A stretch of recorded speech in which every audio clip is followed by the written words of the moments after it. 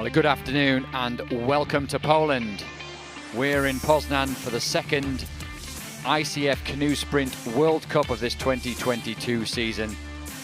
A step along the road towards the World Championships, which will be held in Canada in August. Right now we're here in Poznan, halfway between Berlin and Warsaw. Poznan, a great city, a centre for excellence for sprint canoeing, the Malta Regatta course, and thankfully a lot less wind than we've been having over the last few days. Well, you join myself, Mally Johnson. I'm delighted to have your company once again, this time round at the World Cup for the endurance races. It's the turn of the 5,000 metres. And paddlers race in their C1s and their K1s. You can see the temperature there, just a flurry of wind on the flags. Not especially warm here, but good conditions, particularly if we bear in mind what we had yesterday. Basically, we had everything thrown at us. High winds, dangerous conditions for racing, and we had to postpone, and therefore we've packed a lot into today's schedule. Details on the course there, this Malta Lake Regatta course, 2,000 metres, almost 500 metres in width. It's a big course here, a popular venue for spectators, for sports lovers, particularly for sprint canoeists. And there's the schedule. We'll get underway in about 5 minutes' time with the C1 women over 5K. And after that, it will be the C1 men before then turning to the kayaks. And as you just got a picture of the new swimming pool in the background there, and a sense of the light breeze that is blowing on the water here. And paddlers preparing themselves right down the far end of the course, beyond the finish line, for the start in the women's C1. So we've got a few people not here that we might have expected. Unfortunately, Katie Vincent won't be here. But we do have an interesting lineup nonetheless. We have Yelin Lee from Korea in 1, Li from China in 2, and she is the reigning World Cup champion from last week in Račice, so watch out for her. Martina Malikova from the Czech Republic goes in 3, Wan Yin from China in 4, Julia Wachak from Poland in 6, Amelia Braun, also from Poland, in 7. Anna Palmer from Great Britain goes in 8. Elzbieta Vervikova from Czech Republic in 9. Sloane Mackenzie from Canada in 10. Lo Ming Yu from Hong Kong in 12. And Chu Yen Shan, also from Hong Kong, in 13. So 5,000 metres, but it's a little bit more complicated than that. We have 1 long lap, 5 small laps, and also 2 portages to take place as well. So the paddlers having to get out of their boat, grab the boat and paddles, run, get back in the water, launch themselves off and carry on. They have to do that twice. They can't do it in the first or the final lap. But apart from that, they can choose. So some will come in early. It's a bit like a pit stop for Formula 1. Very important choosing when to come in. And it could get very tactical. We saw a great tactical race last weekend. Li from China was the winner there. But we'll wait and see. There'll be a big start, a big acceleration from the pontoon here for this 5,000 metres in the women's C1.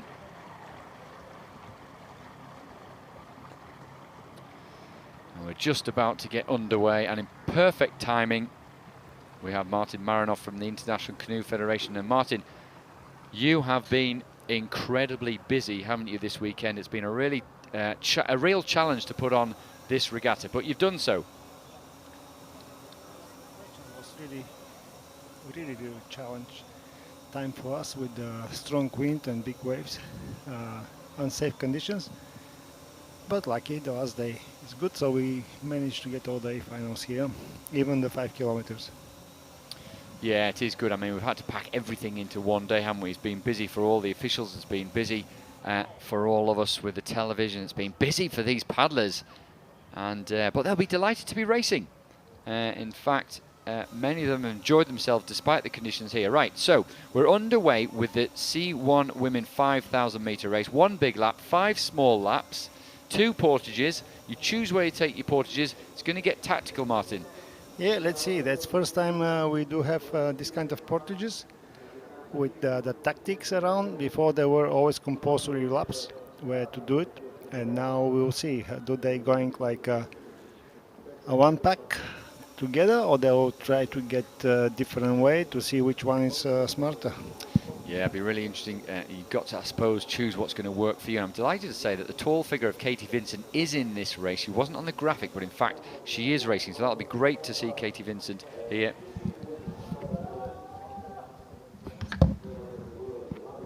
So it's normally a big sprint right the way along for the first lap. They're going in an anti-clockwise direction.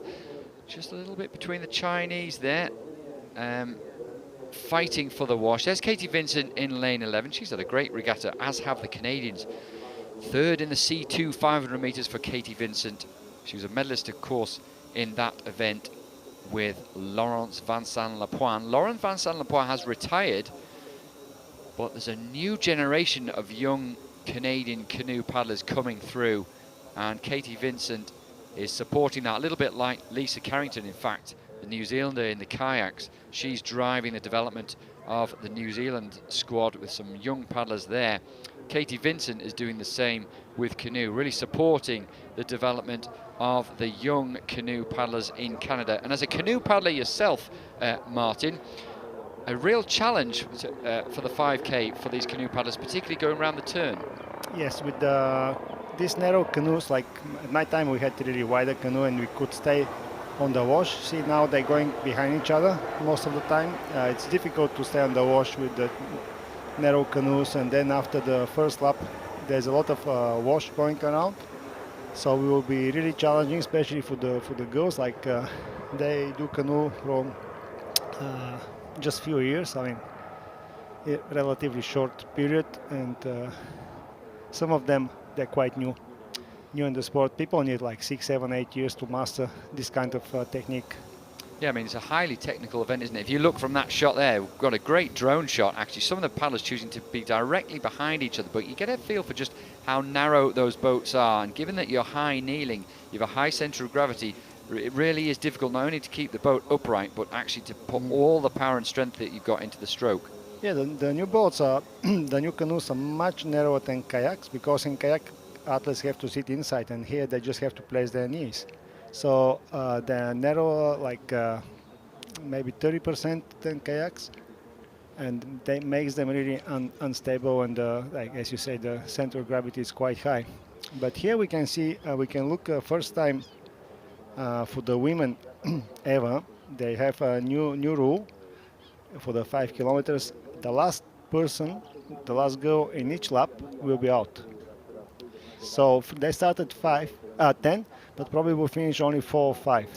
Yeah, so there'll be a bit of a scramble. It's a little bit like this. Those of you familiar with track cycling will see that there's a scramble at the end of each lap to make sure that you're not the last person. So we've got portages. We've got the technical challenge of getting around these bends, and we've also got the fact in the back of their mind that, goodness me, the last person is going to drop out at the end of each lap. It's not so far away, so that is going to be a challenge. But at the front end, the sharp end of the race, we could see Julia Walczak from Poland. We could see Katie Vincent, the left-hander. Maybe a bit difficult for her to get round that anti-clockwise bend, but she's doing so smoothly at the moment. And then just behind that, Li from China. And actually, it's a good time to say that from next year we'll have new rule that depend of the course we will have clockwise and anti-clockwise turns.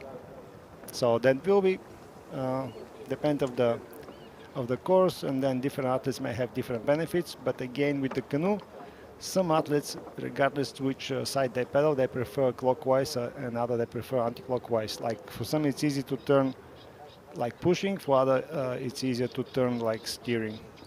Yeah, oh goodness me, there's so much that goes into steering and to controlling these boats, and the 5K with the turns really brings in that extra dimension to it. And you could just see, actually, as we were watching Katie Vincent, sometimes having to sweep the stroke wide a little bit to bring her back online. We've also, of course, got the washes, the waves that are coming off these boats that can cause difficulties for the paddlers behind, but also you can use it to your advantage to surf the wave and therefore conserve a little bit of energy if you get in the right place. Exactly, you have to be in the right place, and you have to have these skills and knowledge. And that's typically the athletes that train in the big groups. They got this benefit and experience. Like athletes in the small countries where they train by themselves, they don't know how to do it. But yeah, it's the canoe athletes actually they like challenges. That's why they chosen boat without a rudder. Like everyone can go with a rudder and steering, easy, comfy zone. Like without a rudder and the wind, waves, it is a challenging. And all the canoe athletes, uh, they love challenges. Yes, you being one of them. And well, that's a good point, though. You know, perhaps a simpler approach to it is kayaking, sitting down, low centre of gravity, the rudder to steer your boat, but a real technical challenge for the C1 paddlers. I'm guessing, though, when it goes well, it must feel so good because there's so many of those variable factors that you have to get right in order to make this work. It's a good lead now by the Chinese girl, and Katie will try to shift to stay on her wash. And they're coming to the second turn. So the lap 1 and the last lap 6, they're not allowed to do portages. And any other laps like 2, 3, 4, or 5, they can portage. Yes, it's interesting. A bit of a change in the guard there. We saw quite a procession, I should say, last weekend in Rachice after the first lap. But there's a few more changes here. Katie Vincent has just come, I think, across to the other side because that'll suit her as a left-hander, trying to keep the boat from being drawn in towards the Chinese athlete, though she has to go a little bit wider around the bend. So 3 in this, perhaps at the moment, as they complete their first lap. So we've got China, Canada, and just behind that we've got Poland. And then we'll have to have a look, and we'll take a look at some point and see who's going to be the one who misses out and has to drop out after this first lap. Yeah, the turns are quite wide, especially for the canoe athletes. It's over 7 lanes, which 7 by 9, 63 meters. And not to make difference between left-handers and right-handers. Yeah, we did see that last weekend in Rachice. Some of the paddlers having to take the turns really, really wide. And in this case, they're doing a very good job of executing their turns well. Now then, number 1, the Korean paddler. Yeah. Just coming around now. Perhaps she'll be the one that has to drop out. Now back on so the first of 5 short laps now, and the paddlers may well choose on this lap to take part in a portage. We'll see. It's interesting to find out for the canoe sprint athletes because they are not masters in the portages. They don't know how to do them. Very few of them racing marathon. See the Korean girl now, it's out. Yeah, she dropped out right at the top of your picture now. She's the first one to go out. So for the marathon athletes, actually the portage is faster for them than paddling the same distance because they know how to run, they know how to get out of the water, back to the water. So for canoe sprint, we don't know, and so it will be interesting to see are the portages going to slow them down or to make them faster. Yes, and they may well use the portages to their advantage, but like you say, if they're sprint paddlers and they're not experienced in marathon, they won't have done this before, although you did do it in the Super Cup last year, so some of the paddlers that took part in the Oklahoma Super Cup last summer will have experienced that. And yeah, then we discovered that athletes that they've done in marathon few races, they knew how to do it and they were much faster over the portage, which gave them massive benefit. Yeah, right, well, we'll see. We're just going around the bend here. They managed that bend really, really well. Lee, yeah, there. She's going well. Katie Vincent, and those two got quite a big gap between them and the next. We've got the Polish paddler and also Wan Yin, and maybe those two may form a group. If they work together, they might have a chance to catch up. But there's a fair margin now between the top 2 and the rest. Yeah, I don't think they will be able to catch up, but there will be a big fight between them. Looks like the top 2 girls are going to the portage, both of them. Obviously, both of them they chosen same strategy. Obviously, they don't like to break from each other. They just want to stay together. Now, for one of them, it will be easier to stop on the left side on the pontoon, and for one other one on the right side. So that's why Katie moved to the left. And then, what is used by the Chinese girl? She's trying to break the group for third place. The second Chinese girl decided to go straight without a portage. Yeah, now that's interesting. You know, she's thinking, well, okay, I'm going to have to do something if I want to catch up, so perhaps I leave my portage to next time. Hope that these paddlers here don't do so well, so that the second place Chinese paddler can catch up. Well, Li still has that lead. Katie Vincent looks like she's dropped something. She's having to stop there. Yeah. And there's a big gap forming. So see, they don't run as marathon paddlers. Marathon paddlers can run much faster. Of course, they have lighter boats. And see, now they struggle to put back. But that's normal. Like they never train for that. So I think that's the interesting part, because it brings a lot of unknown elements. Yeah, it does. That's the big thing. I mean, so the fourth girl now is first, but she's one portage behind. Yeah, so we've got to try and remember that. So 2 portages for what was the leaders. Now, they've actually, although Li got a big gap early on, her and Katie Vincent are back together exactly the way they were before the portage. There's a gap between them and the Chinese paddlers leading at the moment, Wan Yin. But as you've said, Martin, she still has an extra portage to go. So I guess she'll be looking to build as big a lead as she can. She's going to need a bigger one than that, because the portage will most probably slow her down. Yeah.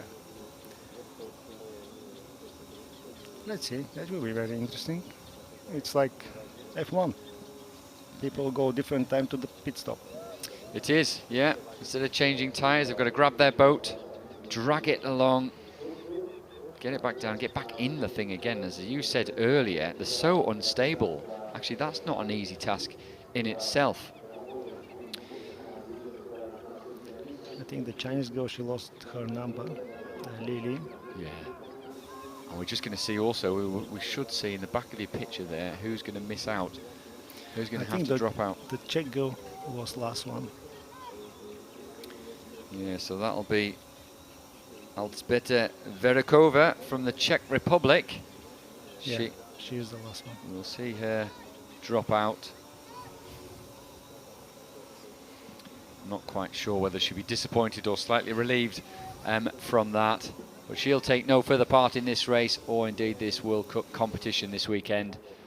Next turn will be interesting, because place, so they'll be fighting there. So there's an extra fight to be had, not only at the front but right at the back of the race as well. Well, we must keep an eye on that one.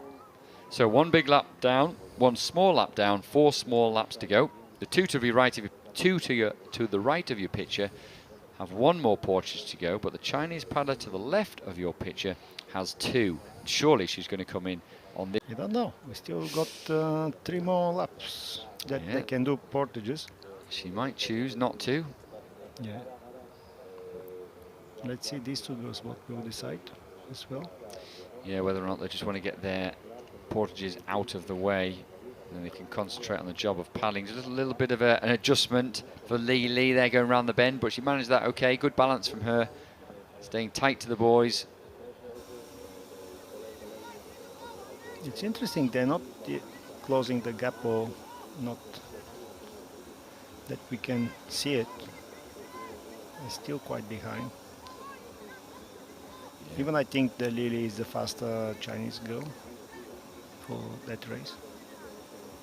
The first Chinese deciding to go straight again. Yeah, interesting. She wants to get that gap, and it looks like these other 2 might well come in for the portage. Ooh, that was a nasty move, close to the... Yeah, we saw this, actually this happened last weekend as well, and I suppose if you're in the lead, you can decide where you go. If that forces someone else out, then so be it. The back paddler should respect the distance from your boat.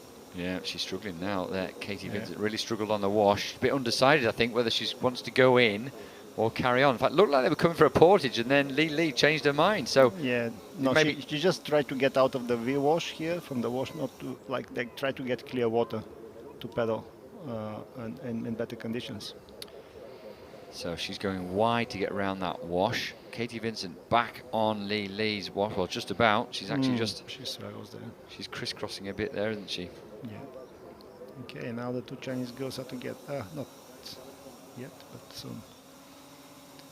Interesting, 3 girls together. Yeah, it is. This group may reform. Remember, the current leader, who hasn't got a big gap, Wan Yin, she has an extra portage to do. Second of 5 small laps completed. You can't portage on your last lap, so surely she's going to have to portage these next 2. Next 2, yes. So around the bottom bend, in front of the finish tower, they go. 3 small laps to go. Somebody, I'm afraid, is going to drop out on this lap. It was the Czech paddler last time round, Bevrakova. Just have to get a view to see who it will be this time round. So the number 8, already 5 past the finish line. Number 8 is Anna Palmer from Reading. It's a big shuffle on the front. And a bit of rearranging there around the wash. So now they're back in a group. They're all together. And there's one girl came from the portage. Okay, the green boat is the last one. Is what I saw. But let's see what the competition committee will decide. Yeah, it's going to be close, isn't it? Sloane Mackenzie, the Canadian. Now, does it count when they cross the finish line, or when they get to the far point of the turn? Should be the finish line. Yeah. Well, let's see. Well, that's happening right at the very top of your picture, and I think it is Sloane Mackenzie, the Canadian, who's having to drop out this time round. And we've got a bit of a move at the front here as well. Again, Wan Yin, who still has an extra portage to go, is trying to break the other 2. She's got a small gap, but again, she's got an extra portage to do. Yeah, she's doing well. Like they managed to close the gap a little, but she managed to stay at front. Yeah, she's going to have to get this portage right, though. Prepare herself, get herself at the right angle and the right place, jump out of the boat and get running straight away. It's amazing when you see in marathon racing those that are experienced at portaging, how quickly they're able to do that. It's amazing. It's amazing there, but not many of them they're here because right now they do have World Cup in Prague. And I have the feeling all these 3 girls will go together to the portage, unless Katie deciding to attack without a portage and do the last one and the last lap. Well, we'll see very, very shortly. There's Anna Palmer in picture, just briefly. She's the next boat behind these 3, and really spread out now. Okay, the Chinese is going. I mean, she must go next to. The second Chinese going straight, and what I see. Katie Vincent now, is she undecided? Has she got a plan? No, actually the 2 Chinese going to the portage and Katie is going to the portage as well. Yep, okay. Well, this could be interesting. Yeah, she could try something different. She got the bronze medal anyway. Yeah, it will be interesting to see how they get on here, whether or not one of them is a bit more used to portaging or done a little bit more running than the other. The Chinese are not really good in the portages. Like it's not traditional in them for them to do non-Olympic disciplines. So. Yeah, it's quite a challenge for them, isn't it? They don't have that marathon tradition that some of the European countries and countries like South Africa have. Katie Vincent choosing to go over the shoulder there. It takes a bit longer to get that up onto the shoulder, but maybe it's better for the running. We'll see. I mean, there's some carpet there and rubber, so that you can track the boat if you decide to. So, Lily and Katie Vincent have completed their 2 portages, well, nearly for Katie Vincent.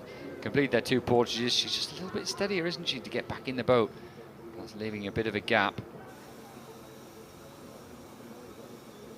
But if anyone can make up that gap, world champion Katie Vincent can. So Lily is still the second, but she's got no portages to do. Yeah, so Lily just has to concentrate on doing the job and of racing now. So 3rd small lap to complete, 2 to go. Somebody else is going to miss out this time round.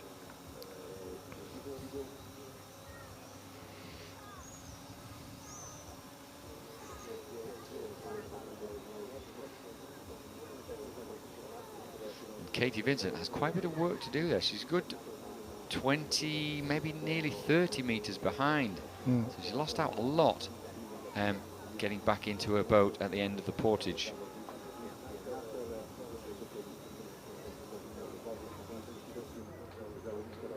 Polish paddler Julia Walczak not far behind that. Yeah, I didn't see that she do the second portage, but officials should know that.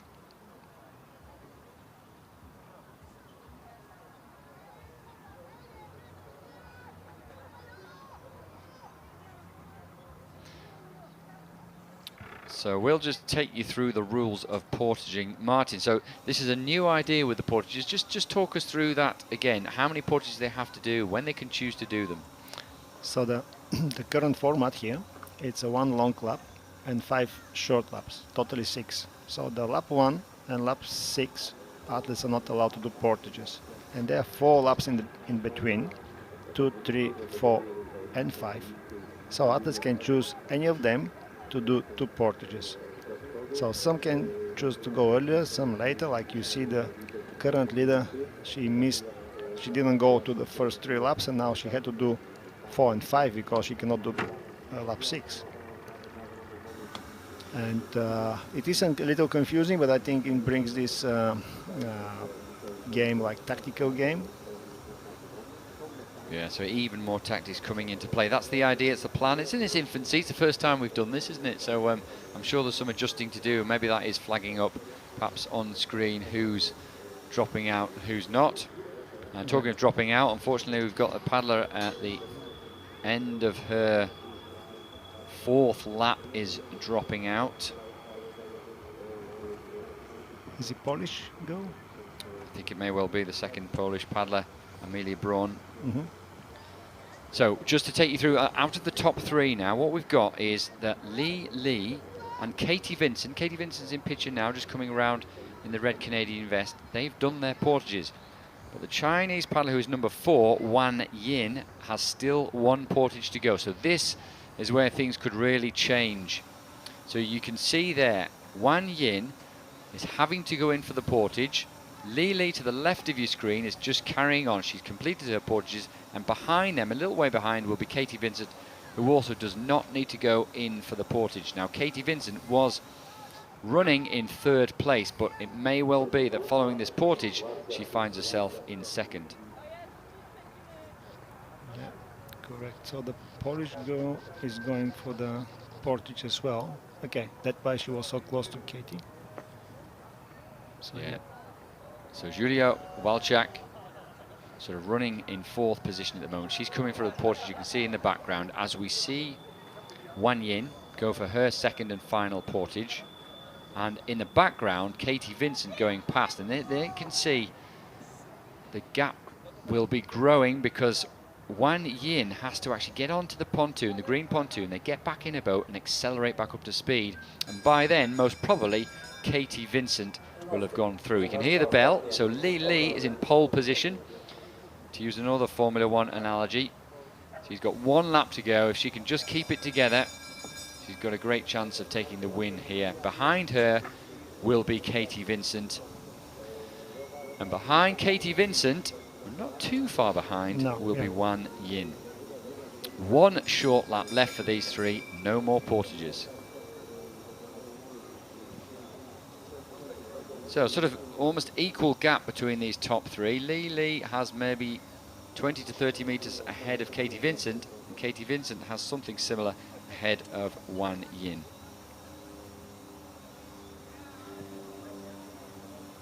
And the Polish girl is coming in 4th position. So Julia Walczak in 4th. She's just coming around the bend now, and there you can see in picture. Now that's Li, followed by Katie Vincent. Difficult to see from that camera angle just what the distance is, but it's somewhere between 20 and 30 meters. That's a big gap, and it's a lot to make up. But if Katie Vincent really gets the bit between her teeth, especially on this part of the course now, this leg of the lap against the wind will stretch it out a little bit time-wise. So the Great Britain is the last one making to the last lap. The next girl will be stopped. So there we go, Anna Palmer going round. She was 7th last weekend in Racice. And now it's 5th. Good improvement for her. And the second Czech girl, it will be out in a second. Lane 3. So we've got an 8-second gap between the leaders. Martina Malikova is the Czech athlete that was going to miss out on the far turn, but we're now getting to the top turn. Just half a short lap to go, an 8-second gap between them. This is going to be a really tough ask for Katie Vincent, but she has had a fantastic weekend of racing with her youthful teammates on the Canadian team. The whole Canadian team are really buzzing from their weekend at the World Cup, but just looking at the body language, looks like she's settling for 2nd place. She's such a smooth paddler, isn't she, Katie Vincent? Yeah. She's got really nice, smooth technique, and yeah, it's really. But that's the thing. She is not massive, strong girl, and that's what we see. In our sport, athletes that not strong, they develop actually really smooth and nice technique, and strong guys or girls, they could be a little rough. Yeah, that's right, and if you could only blend the two, you'd have the perfect athlete. And then they're the winners. That's right. So just a sprint down to the line now for Li. Behind her, Katie Vincent. There you go. To the left of you picture, that is Li, the Chinese paddler who is in 1st place. Katie Vincent, the Canadian, picks up another medal to her collection this weekend. She will be in 2nd place. Can you believe how nice is the water now after a couple of days of storms and wind and massive waves? Well, it's amazing, isn't it? That's a good finish for Li. She's pushing to the end. She's lifting. Yeah, she's maintaining a technique, which means the winter training must have gone well. Yeah, for sure. And here she is just coming up to the line. Another 10 meters to go for Li. And then just behind that, maybe 30 meters behind, is Katie Vincent. So Li comes over in 1st place. Katie Vincent in 2nd. And then Wan Yin from China in 3rd, and Li, good finish from her, in fact, because it was 8 seconds the gap between her and Katie Vincent, but she stretched it out on the final leg there up to 11 seconds. So an interesting tactical race there. Seemed to be a procession at the end as Wan Yin comes through, but there was quite a lot of tactics coming into play there, and different choices of portages as well. Yeah, she did something different than other girls. Didn't work, but definitely she wasn't the better one between the 2 Chinese girls. Well, yeah, that's right, and perhaps she had to do something different because she knew if she did the same, she wasn't going to win that. Sometimes you have to throw everything at that, try something different. Yeah. At least she had a couple of laps without wash. Like she managed to get clear water, which is important in the canoe. Yeah, and then fourth place is coming through there. That's Julia Walczak, the Polish paddler. And indeed, you have to try these things, don't you, to give yourself a chance. There's the start, a fairly clean start actually. We'll see some bumping and bashing and clattering of paddles probably in the kayaks a little bit later on, but all fairly clean in the C1s. Turns, always a challenge in the canoes, but they went well Most paddlers keeping tight to the buoys. A choice of portages. 2 Chinese paddlers having different strategies, but in the end it made no difference. It was Li who came out on top. There you can see the portage. It's getting back in the boat that took time. Katie Vincent was just taking her time to do that. Lost out a little bit, but her paddling more than made up for it.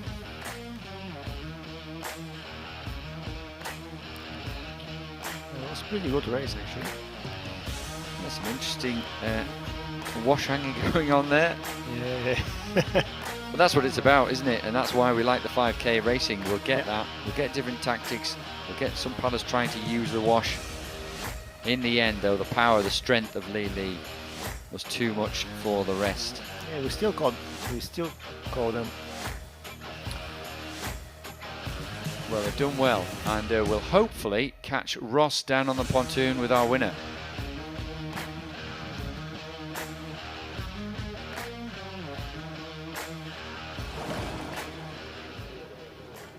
Well, congratulations, Lee. How do you feel about that race?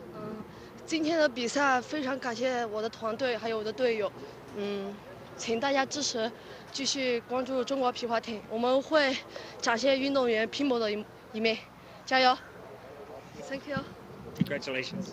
Well, she looks absolutely delighted, doesn't she? And there'll be a lot of viewers watching in China, and of course China winning medals at the Tokyo Olympics meant that viewing figures across China for canoeing were better than we've ever had them.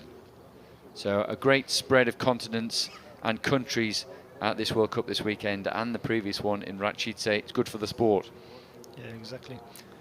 The Chinese team is doing really well for the last few years, and it's definitely growing the people liking the sport and really doing the sport in China. Like you can see millions of people paddling in different paddling crafts around China, which wasn't popular before, but now probably because of their success at the Olympics and the World Championships before that, there are more people doing it, more kids going to the sport centers and trying to get a professional sport career.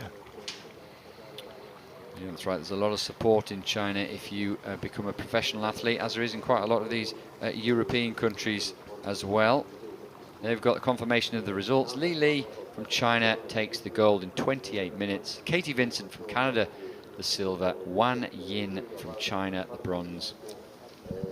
And then just Poland and Great Britain make up the finishers because of those having to drop out.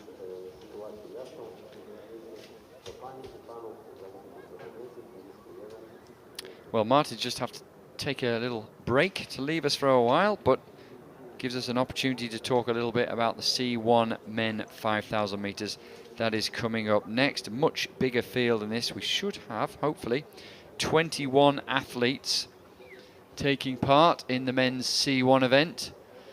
They're all just getting warmed up as we speak. We are due to get away in a minute's time. Though having said that, quite a few paddlers are still out there on the lap currently. So here we can see our first 10 starters there. We've got Sergei Madrigal, very, very experienced Cuban, who was second last weekend. Giuseppe Carlson from Estonia. Carlo Tacchini, winner last time round. And Ian Ross from the United States was in the top 10 last weekend. Matej Rusnak from Slovakia is number 5. Andriy Zakharov, 4th place, just missed out on the medals in Ratchitse, the Ukrainian. Zheng Pengfei from China. We've got Kangmin Lee from Korea and Yeol Kim from Korea. Shuhei Hosumi from Japan. Jose Cordova, bronze medalist from last weekend. He should be here as well. He'll be number 12. Watch out for him. Alex Pomto from Canada. Winner with Sophie Jensen in the mixed K2 earlier. Things obviously going well for him. Brett Himmelman, also Canadian. Kathleen Chirilla, who's had a good regatta here, pick up medals in the C1 500 and 1,000 meters. Daniil Harashchenko, Ukrainian. Adrian Kloss from Poland. Matthias Bogil, also from Poland. Gabriel Kasedi. Hopefully we'll see Konrad Scheibner. And Manfred Pallinger from Austria. So 21 canoe athletes. And 21 doesn't work as a group, Martin. So this will be probably an interesting sprint down to the first turn. Unfortunately, top 2 or 3 athletes, they're not here. The Carlo Tacchini went home, like the whole Italian team. And also just 1 hour ago, the Zheng Pengfeng was scratched because of he's sick. He's Olympic medalist from last Olympics in C2. Yeah, that one, lane 7. That one of the top guys in the 5 kilometers, and they're not racing, which it will drop the quality. But with close to 20 athletes, that would be interesting. Yeah, big field still. So good show, yeah. It will be, and also maybe this is an opportunity, you know, if 1 or 2 of the top athletes aren't here, for paddlers that might have found themselves in 4th, 5th or 6th position to get a chance of getting on the podium. Yeah, now we got Sergei Mandrigal from Cuba, who is Olympic champion from last Olympics in C2 1000 meters. He probably got the biggest chance, and he finished, I believe, 2nd place in the last World Cup in Rachice. And he's 35 years old. Yeah, it's not the youngest person. I think it's the oldest in the field. Of course, though, the record for the oldest competitor in the Olympic Games belongs to you, I think, doesn't it, Martin? Yes. I'm so happy with it. It's a good record to have. Not that I did really well, like 10th place, which is still not bad, but that's sounds pretty good to me. I'm sure our viewers are very impressed. For age of 48, well, it wasn't bad. It's not bad, indeed. Well, the paddlers now just sort of circling before the start. They've got the big pontoon right down there beyond the finish line. There you can see 21. That's Manfred Pallinger from Austria. Just will be backing his boat in to the pontoon, and then there'll be a big race right the way down for the first leg of this first big lap.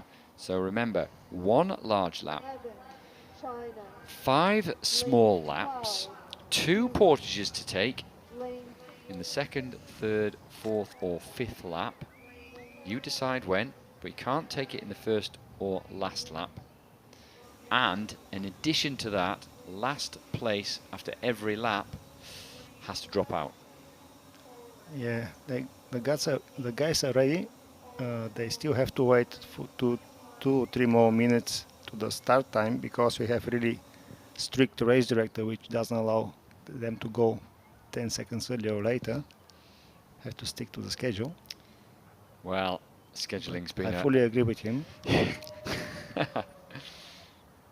That sounds very sensible. Yeah, it's good that we have athletes from Asia, from America. For like only we're missing Oceania. That it's developing that sport, the canoe sport, but it's not good enough for the World Cups yet. Well, let's hope it does. I mean, you know, they've performed extremely well in kayaking for a long time, but I guess still some development to go in the canoes. Yes, especially in Australia and New Zealand, the culture there is surf ski, which is similar to kayak, but we're hoping to get more canoeists from the islanders. Like they do outrigger, which is similar to canoe, what people here doing for the Paracanoe. Yeah, the Vars is very popular with ocean racing, isn't it? Yeah. In the islands. Now, we're set up, so we've got everyone in those yellow jackets there, just holding on to the sterns, the rear end of those canoes, waiting for the start. Now, there's the Romanian Cirila. He's had a good World Cup, hasn't he? The poor holders, now they'll get wet in a few seconds. Especially with the canoe, the first few strokes, they drop like buckets of water on the back. And the weather is not really warm here. Well, no, it's only about 13 degrees. Just I think 5 in from the left of your picture is Chirilla. And looked to me like he got away to a really good start. I mean, it is pretty close at the moment, but already the groups will begin to form around a couple of the key paddlers. Yeah, the 17, 18 athletes. It's the long distance is quite interesting race because you need endurance, but at the same time you need a good speed to get in the front group from the beginning. So if you miss the front group and you drop in the waves, in the choppy water, it's really difficult, especially with the canoe, to get out and to actually to pedal close to your maximum. So that's the biggest fight at the beginning, to be in the front, have clear water, but typically the guys with the good endurance, they don't have good speed, so they struggle to do that. And very often, especially in our format, like long distance and short distances, laps, they really supporting actually sprinters. It's really interesting. That's about being able to accelerate many times. You know, if you need to change position, if you need to get on the wash, you need to get to the front. So, like you say, it's not about endurance necessarily. It's about changing in speed. You see, once they drop in the wash behind, it's really left, right, wobbling. See, that's why the Romanian guy now, Cirill, is at front and doing well. Yeah, he looks good, doesn't he? Looks super smooth. And when you watch from the drone picture, you see how some people, they move on the right here on our picture, and some on the left just get clear water as long as they could. So different tactics coming into play now. If you're quite near the front, behind, you may well be directly behind the leaders, but the others are choosing to go wide, as you've said, Martin, to give themselves a little bit of clear water. But I'm guessing this will all come together a little bit as they approach the bend. It's interesting to see there's an Austrian outlet here, which Austria, they typically had good kayak paddlers in the past, and still in women as well, but almost never had good canoe paddlers. But now they do have canoe paddlers, which is good for that country. It's one European country without canoe for a long time. Yeah, really been developing, certainly, as you say, in the kayaks. We've had some good results. Yeah. Typically, yeah, they got medals from the World Championships, men and women. But now they do have canoe.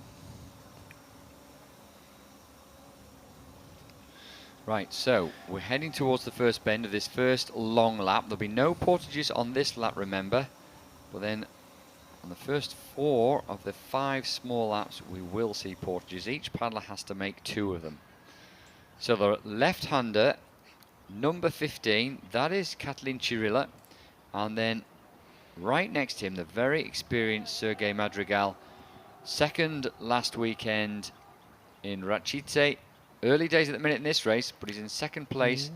And these two have a gap over the next 2 It's paddlers. a long turn, so the next group will catch them. We even could get out of the turn quicker than the front group, yeah.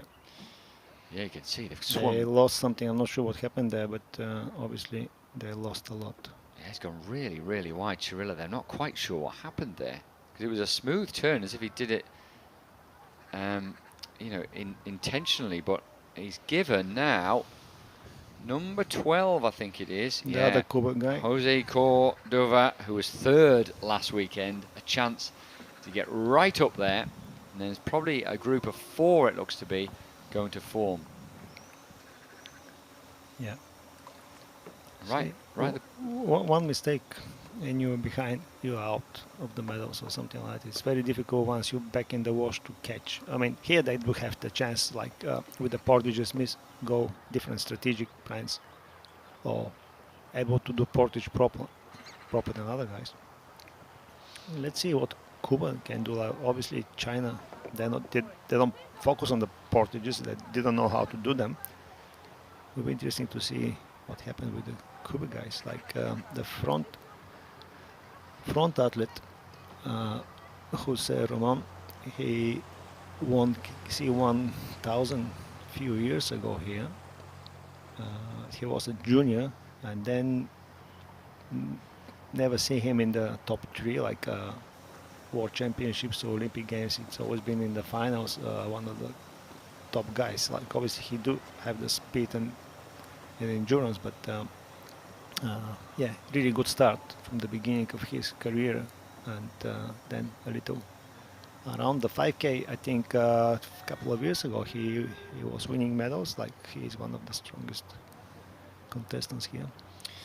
Well, he's found his form again, hasn't he, of these World Cups, both last weekend and this weekend. They're looking good at the moment, leading the field. Be interesting to see what his tactic will be. Will he look to stay ahead, or will he look to the group to reform so he can have a rest on the wash? And then I guess these three paddlers in front now will be thinking whether or not they go into portage on the next lap as they come round to complete their first big lap.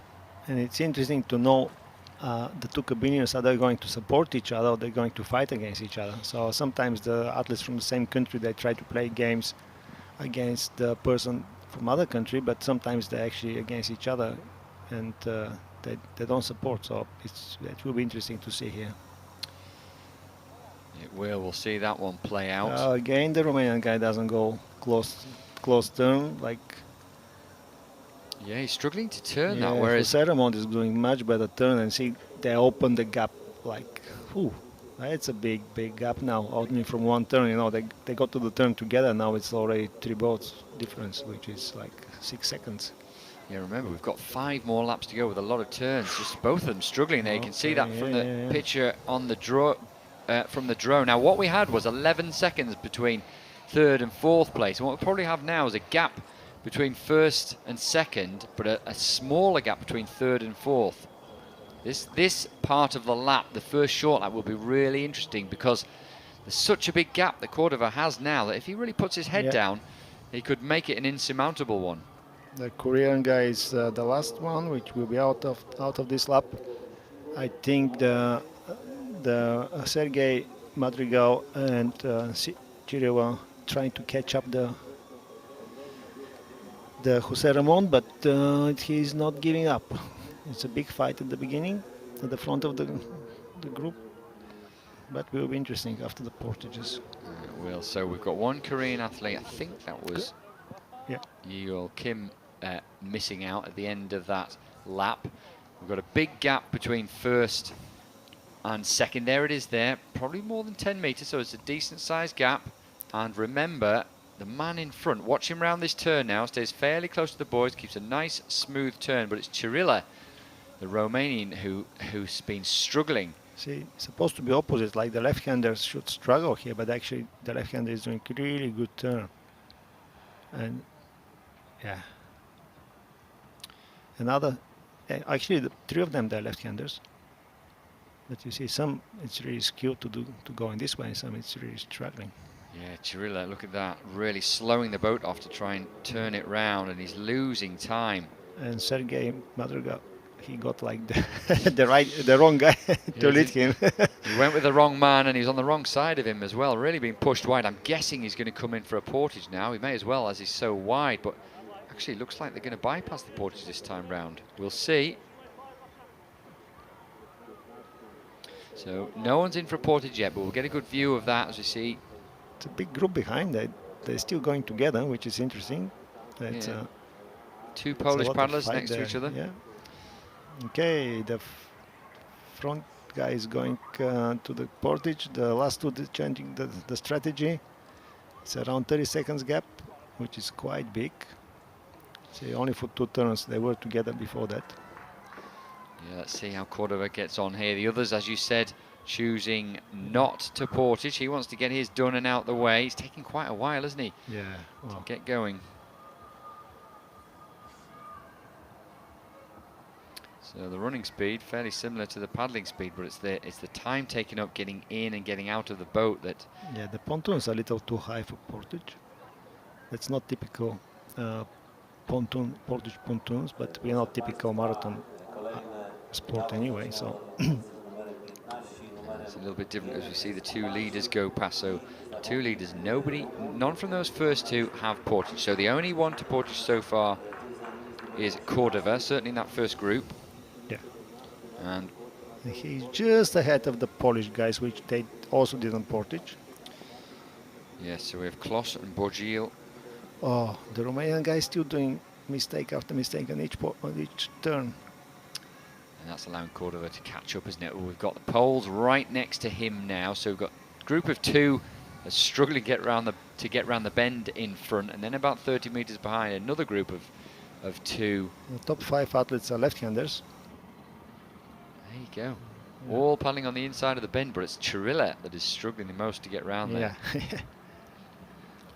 But I mean, the boats, they have different turning ability, so those athletes typically they paddle with sprint boats, and I think Chirilla's boat is more for straight line boat. It's difficult to turn with other guys. I don't want to name the manufacturer, but they're using different models which are really easier to turn. Yeah, and maybe for a 1,000-metre sprint race that works perfectly for Chirilla, staying right down the middle of his lane. But for this, it's not working so well for him. Actually, his boat is the same. Ah, But maybe his skills are different. yeah, absolutely. He spent most of his But, career trying to go in a straight line, and now Yeah. he's having to turn. But he's still doing good. Look, he's still leading. He is. It's a big boy. It's whether or not that energy that he's expending going wide around the bend each time is going to cost him. But Jose Ramon from the second group is catching. He's doing really well from the back, leading the Polish athlete. And it's closing the gap. They're not too far behind, then they've got another Polish athlete in no man's land there a little bit. See, Sergei Madrigal had to go inside of the turn because like he discovered finally after 5 turns that it's not the best place to stay. It's not the best strategy to stay on the Chirilla wash. Yeah, very sensible. Look at the way he's got round that bend. Yeah. Now, surely they're going to come in for a portage now. Maybe not. I think they're going to the right. I'm not sure what Jose Ramon will decide. Well, he's got one portage done. Right next to him is Bozil from Poland, number 18. But it's Jose Ramon Cordova really in the driving seat at the moment because he's already done a portage. Okay, he's also going to the portage. Well, he's going to try and get his done and dusted. Yeah. And all of them are left-handers, as I said. All of them will try to get on the right-hand side of the pontoon, on the left-hand side of the pontoon, which is a little tricky. In many ways, perhaps it's a good job there's a bit of a gap between these two groups. Okay, Sergei is running quite well. He did quite quick portage. The Polish athlete doesn't care too much about the boat. See that in Wow, marathon. that was rough move. His Now numbers dropped off as well. But he's already in the top group, and probably he will be the first one out of the pontoon. Yes, he is the first one. Yeah, look, now he has done it before. Yeah. Just steps into the boat smoothly. That was exactly what I was talking about. The athlete who knows how to portage. See, it's already like 3 boat lengths ahead. Wow, look at that. It's about 6-7 seconds.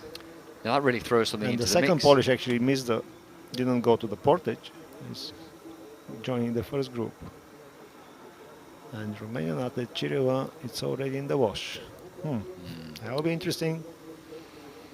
So Chirilla's done 1 portage. Jose Ramon Cordova has done 2. Bozil, who we And just saw, He's 5th now. he's leading, he's done 1. Yeah. Yeah, now Cordova, sorry, is 5th.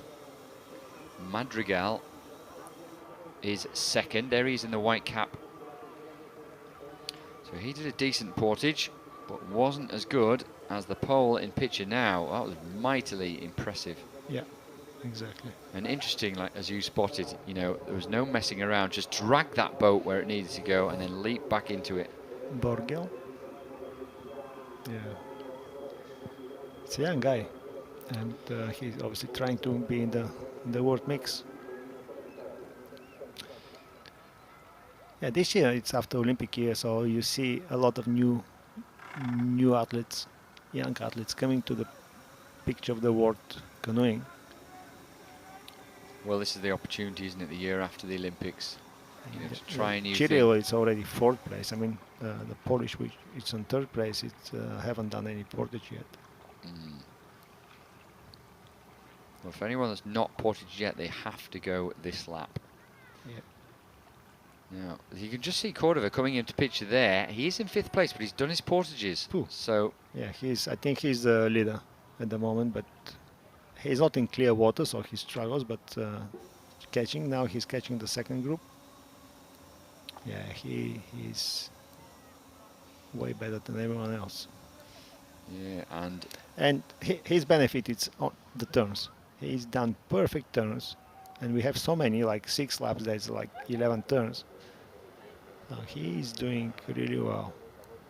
And the leader, the Polish athlete, Borgel, his benefit is the portage. So he did one, and he, from 4th place or whatever, he moved to first. Yeah, and he also got around that bend pretty well as well. It's pretty tight, not quite as good as Cordova, but look at the Romanian athlete. Look at Chirilla over on the left of the screen. That is how much he's going. He's doing so much further than every other paddler every single lap. Unfortunately, the officials will not count these meters. That's right. And no matter how fit he is, he's going to perhaps pay for that. So now we have the change because Cordova can just carry straight on, most probably take the lead, and know that he's just got 2 and a bit more laps to go. Yeah, he just needs clear water. Right, let's have a look then. This is how to portage from Borgil. See how quickly He he gets out changed of the his side. boat. No, he did the same side. Obviously, if you go this side, you can grab the boat with the right hand, and then. Yeah, that's right. Just steps out, keeps it moving, grabs hold of it. Actually, Turns grab it it first time, around. but yeah, gets the water out of the boat, upside down for a minute. I hope he's a good friend with the manufacturer that can fix his boat after the race. Yeah, there's a little bit of look at that, straight and just Let's balances see what on his happened. paddle. Where's the Cuban guy? Ooh, that's really close. Close. Yep, they're together. The first group. Jose Ramon, Cordova, and the Polish Borgel. And that's interesting because these two now in front of pitch have done their portages. Yeah. They still have 2 laps to go. So there's a big gap between them and Madrigal. Yeah. Madrigal could get on turns, but he's got a lot of work to do that. And bearing in mind Cordova is so tight around those bends, that's going to be a real challenge. Yeah, even Madrigal struggles. Cordova is doing really well. Like he manages to keep the speed, the rating, and turning. Yeah, gets that boat banked over to the side, doesn't he, and keeps paddling. So we've got Cordova, the Cuban, in first place. Borgil, who has clearly done marathon paddling before, the Pole in second. Behind them, the second Cuban, Sergei Torres Madrigal.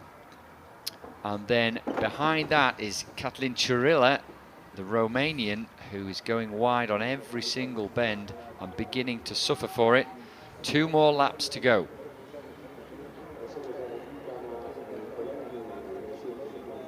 See, with the Cuba athletes, we never know which names they're using. So we're using this Cordova. He's actually using his 3rd name to be on the stick on the boat. It's we always have problems with them to find which 2 names they want to use. Like we cannot place 4 or 5 names, and but it's good. So we've got different culture, different way. Yeah, that's good, and we are a real blend of cultures, of nationalities. Hey, canoeing. Actually, the canoe at the Olympics we had like 6 medals, men and women, singles and doubles. Actually, 4 medals. 4 by 312. We had like the same number for Europe, Asia, and America. Well, it's really good to see. It's good for the sport, isn't it? And you know, traditionally a sort of we got medals from Cuba, USA, China, Brazil, China, and of course European nations. It's really good. So for a sport that used to be so dominated by certain parts of Europe, it's great to see spreading its wings. Yeah. So Madrigal, he's quite wide there. He's not going as wide as Chirilla behind him, but well, he could improve his turning, certainly. Chirilla just basically goes in a straight line and has to square it off, paddling backwards, which brings his boat round, but takes all the speed off his boat. So it will be interesting to see between these two guys what will be the finish sprint. Obviously, they will try to stay together to the end, and then we'll sprint. Unless Jose Ramon Cordova managed to squeeze something out of the last two turns. Obviously, Yes. he's fast on the turns, and maybe he will try to do the last turn, will rise the speed. I mean, that probably will work for him, but how much he's got left in his arms and legs, we don't know. He may well try sort of a wide in, tight out, and you know, if he gets a tight exit, it might just give him the advantage a little bit. And if he sprints from there, might give him the gap, but it'll probably be going through his mind right now as he takes the bell. Cordova in first position at the moment. Bourguil, the Polish paddler, in second, staying close to each other at the moment. There's a big gap between them and Madrigal and Chirilla in third and fourth. Actually, both of them are quite good on the turn, but let's see. Are they going to play something on the turn, last turn, or will be after the turn just the finish sprint? Well, there's no change there in body language or stroke rate, so we might have to wait till the next turn. See, that's the thing. When you stay in the wash, the best thing is to have the same stroke rate with the front guy. That's what he's doing. The Polish athlete here. He got a good experience and skills to stay in the wash and portage, of course. It's interesting, after the K1 5,000 metres last weekend, Fernando Pimenta making clear he didn't really want to have to do a portage.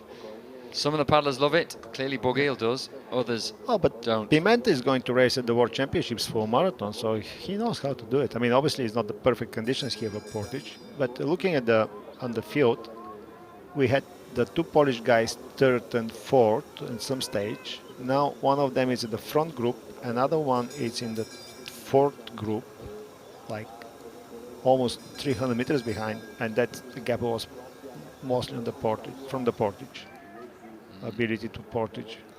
It's made a big difference, hasn't it? And we perhaps wouldn't see Bourguil here on the wash racing for first place if he hadn't been so good at those portages. Right, let's see what Cordova can do coming around this final bend. Staying nice and tight to the boys. We'll be on the exit of the bend. That's important. Just a little stop there. Yeah, they're playing game. He's playing game like, ooh, didn't work.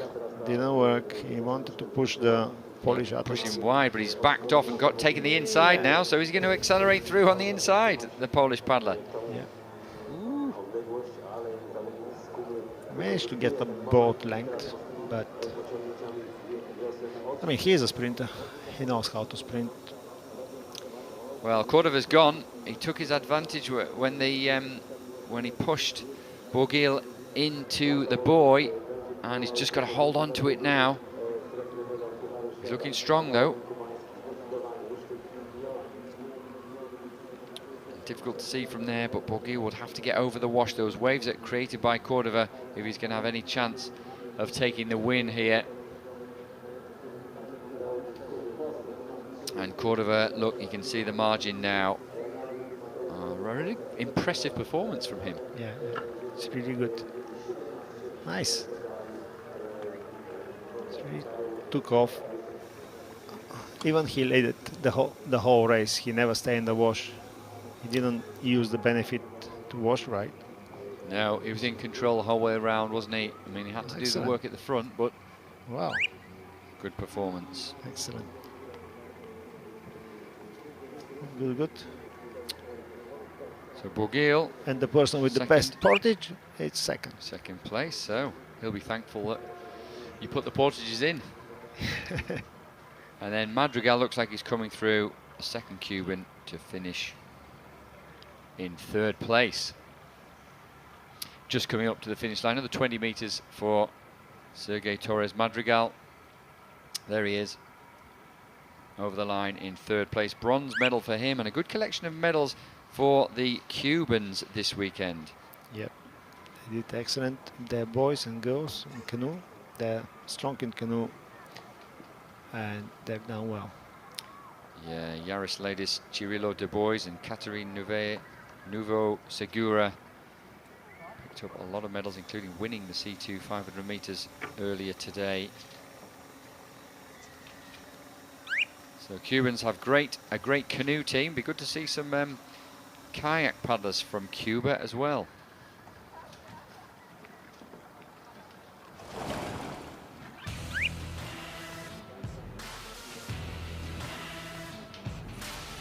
Well, a quick recap now of the men's C1 5,000 meters. 20 paddlers in this race, fighting it out to be one of the first paddlers to the top turn. The turns so important. One of the fastest paddlers this weekend, the Romanian Cătălin Cirilă. Well, he struggled around the bends, and that allowed, there he is, that allowed Cordova, the young Cuban, to take his advantage. Did well on the portages, but not nearly as well as number 18, which was Matthias Borgil. There he is, jumping out, literally popping out of his boat, dragging the boat along, and then jumping back in again. That is how to portage.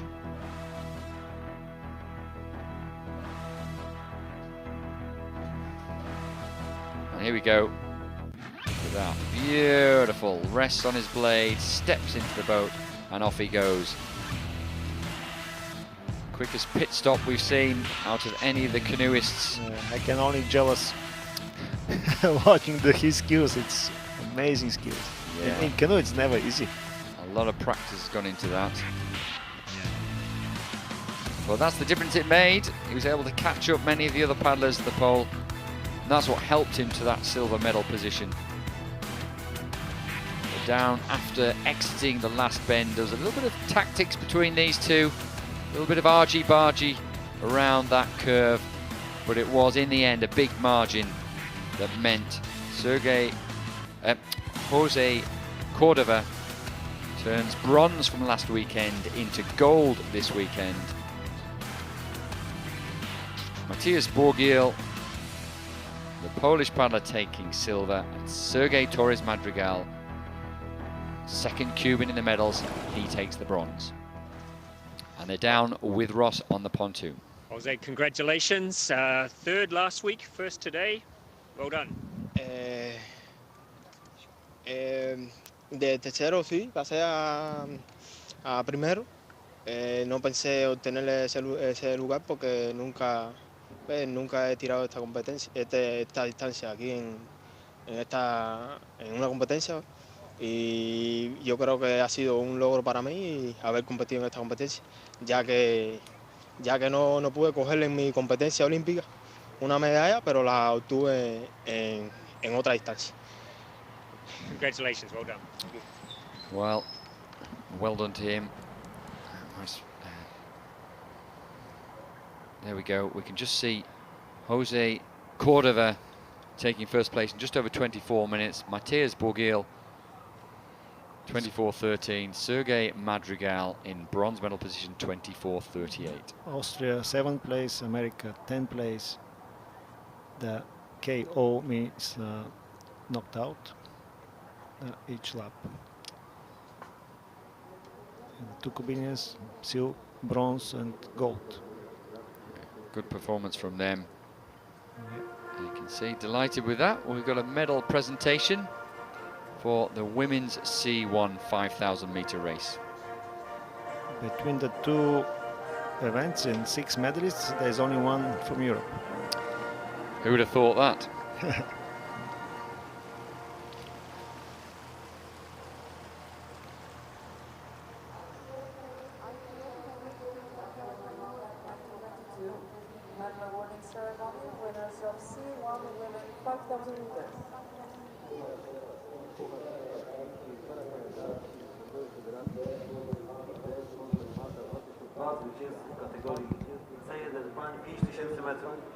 Medals will be presented by Mrs. Cecilia Parias, Vice President of the International Canoe Federation, accompanied by the team leader of China. to Cecilia Ferre, the Vice President of the International Canoe Federation, will be dishing out the medals. A first and a third for China, and a second place for Canada. Wang Yin from China taking the bronze.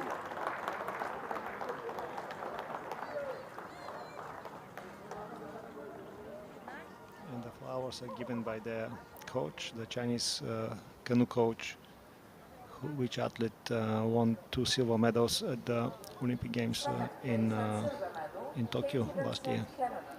And probably he's coach of one of the girls, or two of them. It's a really strong province. It's like 2,000 meter altitude. It's a plateau over there, and the whole year round it's around 24, 25 degrees.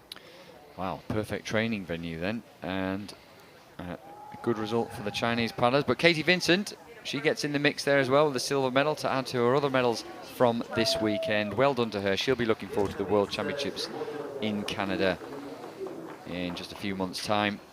But the winner, Li from China. How do you remember her name? It's one of those that I can pronounce. That's probably one of the easiest names to pronounce, correct? That's right, and a great result for the Chinese paddlers, as you've said. A bronze and a gold. A good performance from the Chinese squad. Clearly their training in the high performance center is working well. Actually, did you see the flowers? Then some special mugs that can be filled after the race with special drink. I'm sure they'll be doing that to celebrate, indeed. And actually, the organisers here at Poznan have been very, very generous. And nothing's been too much trouble for them. And given the difficult conditions they've had, they've done a fantastic job. So well done to them. So I think we have to pass. That's right. I must take my leave. It's been absolutely fantastic to take all you viewers through the action today. It's been a really, really busy day. We've still got 2 more races to go in the K1 5,000 metres. I'm going to hand over to Ross Solly, and with him, Alyssa Bull. Great. So welcome, you two. Come and join us.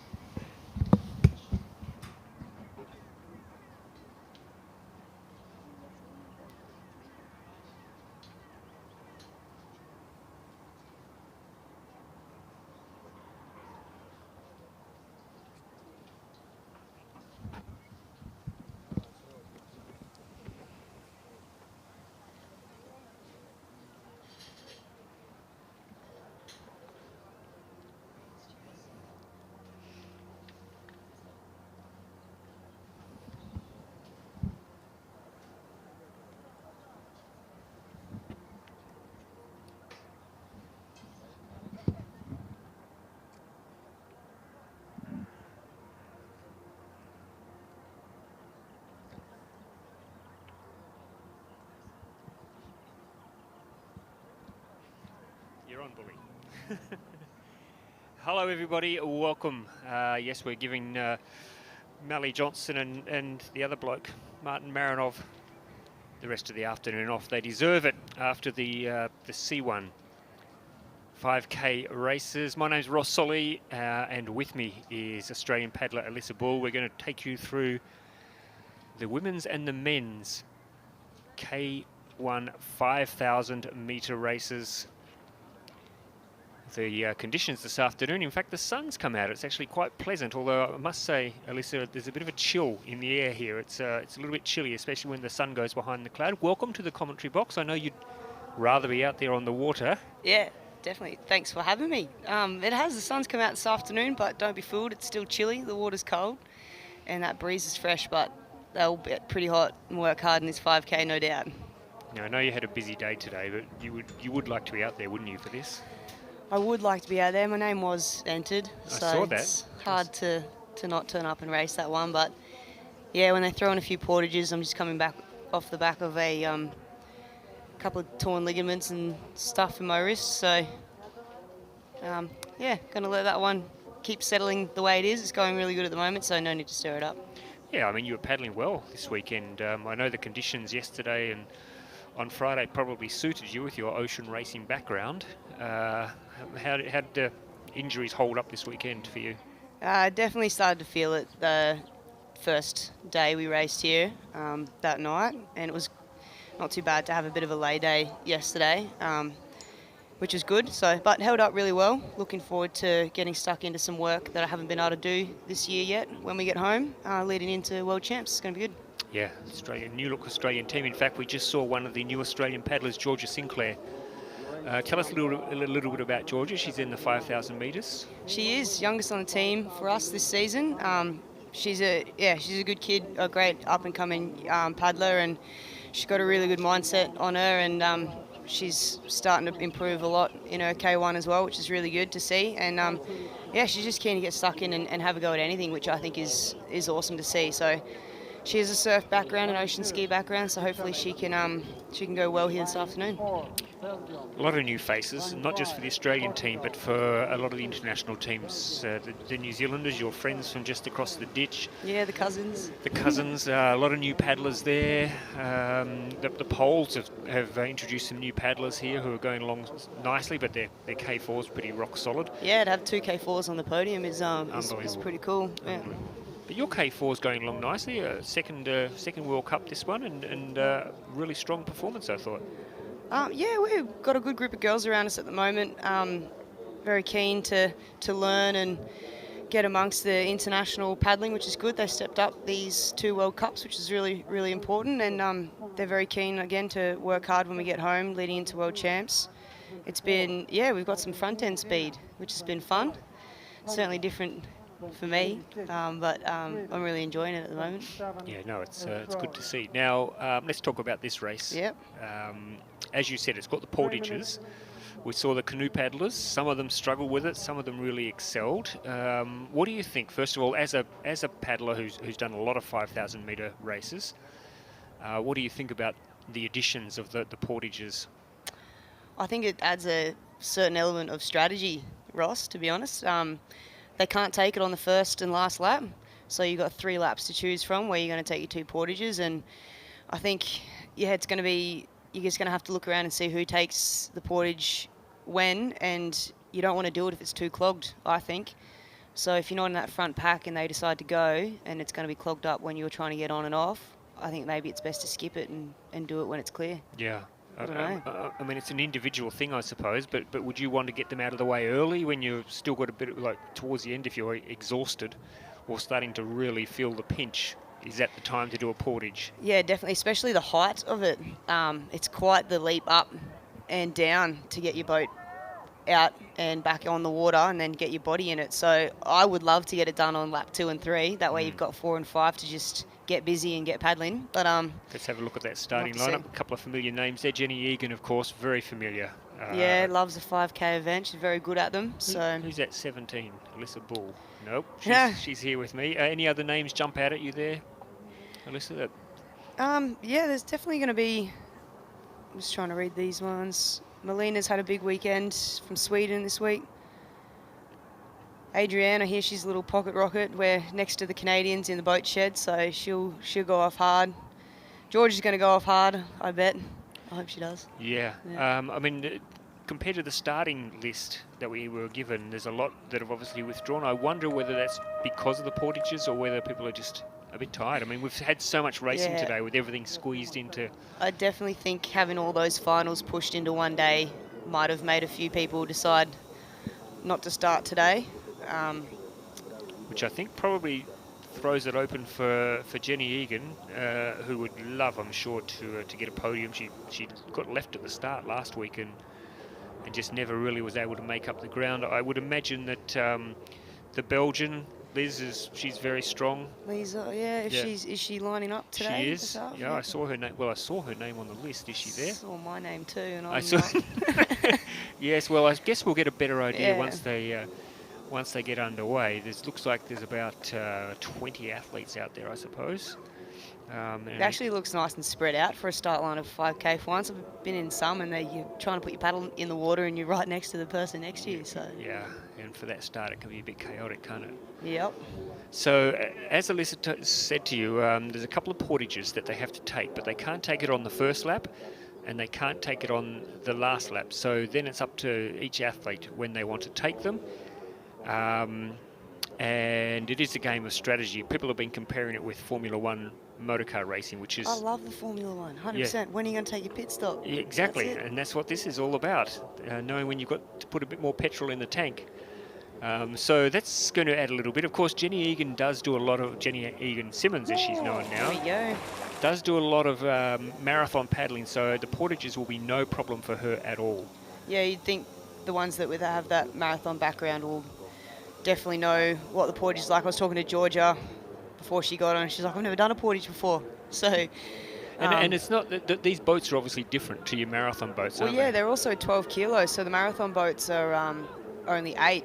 So to carry the 12 kilos around the back is going to be a bit different for the marathon paddlers. But it's not a massive long run. So hopefully everyone can manage it well. So it's the Spaniard that we saw who seems to be taking it out pretty hard, Fernandez. Yep. The Spaniards, of course, are also very good at the distance paddling. Definitely got Michelle Russell on the other side of the group there as well. Yep, the Canadian. Yep. I can see on the outside is the Irish boat of Jenny Egan's.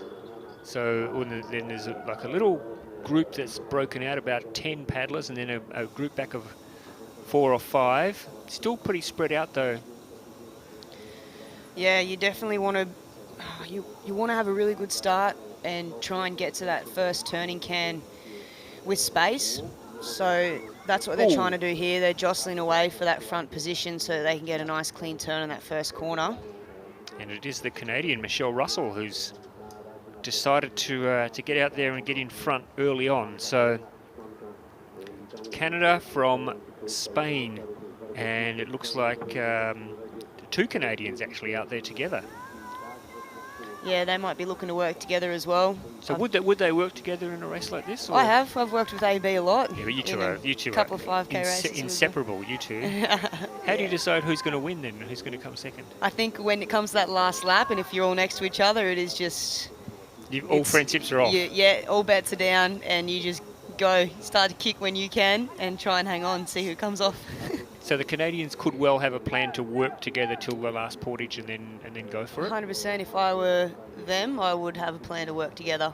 Keep those wash leads fast and keep trying to edge away, try and break up that group a bit.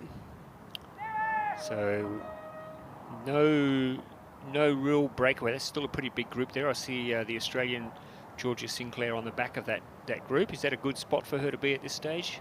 Oh, I think she's just got to work it out. Today she didn't have a very good start in the one in Czech. She got caught up in a bit of hustle and bustle and ended up falling in. So she's just looking to really get stuck in today, try and have a clean race and see where she can end up. So at this stage, it's the Spaniard who's now taken a clear lead. Estefania Fernandez has definitely put her foot down there coming to the corner, hey? Yep, and it looks like is that on her outside. Ooh, a little bit of a mess there for the Portuguese paddler, Maria Ray. Oh, and now we've got a spill. Oy. We've already got a spill on the first turn. I think it's the fin. The fin needs a fin to get out of there, I think. Yeah, it's a shame. There's going to be a bit of water in her boat too, so if she gets back in it, it's going to be heavy. She was in a good position too, so I'm not sure what happened there. Well, I'm sure we'll get a replay, whether she just... What could have gone wrong there? Bully, could she have... Could have been coming around those turns. You got to watch the buoys. It's as simple as a slip of a paddle where you slice the water and here we go. We'll get a replay here. She's sitting third. Looks like she's... Yeah, just dragged the back of her paddle in the water there. Yeah. I don't think there's anyone else to blame. I think it's only her. Yeah. Her error. So that's made life difficult for her. And as you said, Alyssa, the water's a bit cold today, so I'm sure she'll be pretty keen to get out of there. Fresh. And get into a hot shower, I think. So that's spread them out a little bit now. And you can see there Jenny Egan with that determined look in the green Irish singlet, just sneaking up now on the outside. Yeah, she wants to make sure if she's going to be in it, she needs to get up onto those 2 girls that have broken away. She'll back herself in, though, with the portages, you'd think. So 100%, so yeah. she'll probably think if I'm close enough, then I can make up some ground on the portage. And at the moment, it's the neighbours, Spain and Portugal, going out in front. That's Fernandez from Spain and Maria Ray from Portugal, the front two, and then a gap of around, I suppose, 15 metres now to the next group, and it looks like it's another Spaniard, Laura Pedrola, coming through, who may want to tack on to help her countrywoman out. She's dragging Jenny Egan with her. The Canadian Michelle Russell's still there. And the Swedes. And one of the Swedes is there. I'm not sure who it was, whether that was Gordsdotter or Anderson. One of the Swedes is there, tacked on the back of that group. But we could end up with a group of 6, I think, here, Alyssa, at the front, which will be a little bit too big, I would imagine, for all of them to feel comfortable with. It will be interesting who takes a portage on their second lap. You can get off on both sides of the pontoon, on and off. So there will be, you can split depending on which side you prefer to get in and out on. And do you know much about either of these front two paddlers? No, I don't actually. I'm not quite sure. Maybe they're a 5K specialist then. Maybe. Remember when you were a 5K specialist once, Bully, before you became really clever at shorter distances?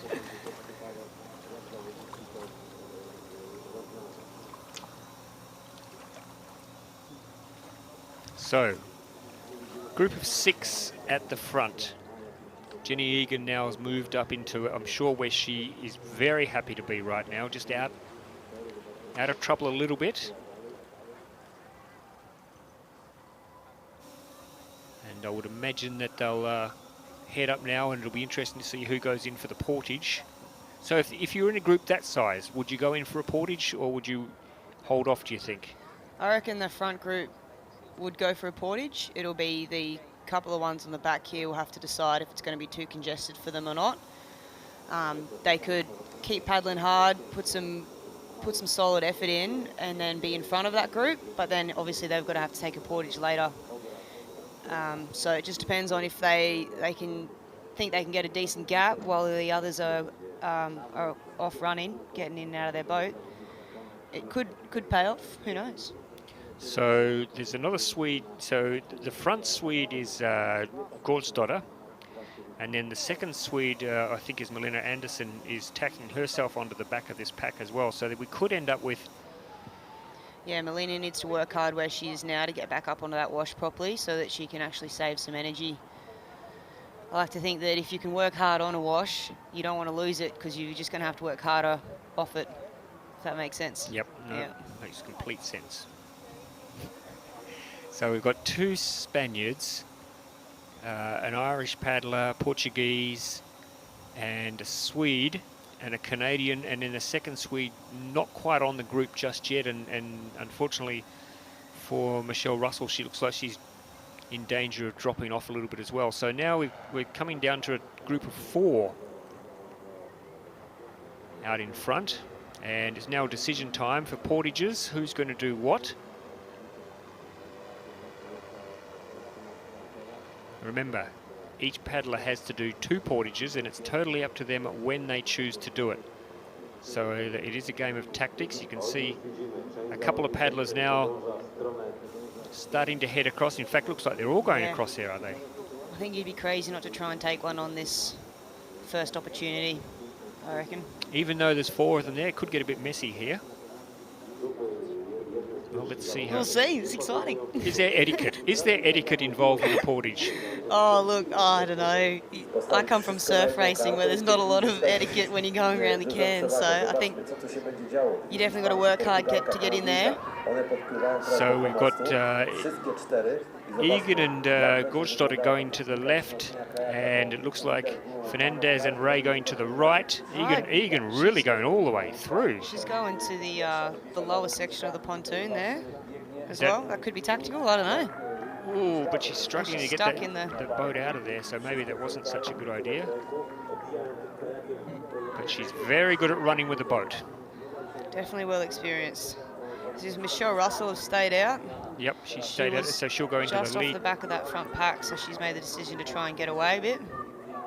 So she'll go into the lead, but she'll still have the 2 portages to go. Yep. So no great dramas there for any of the front group.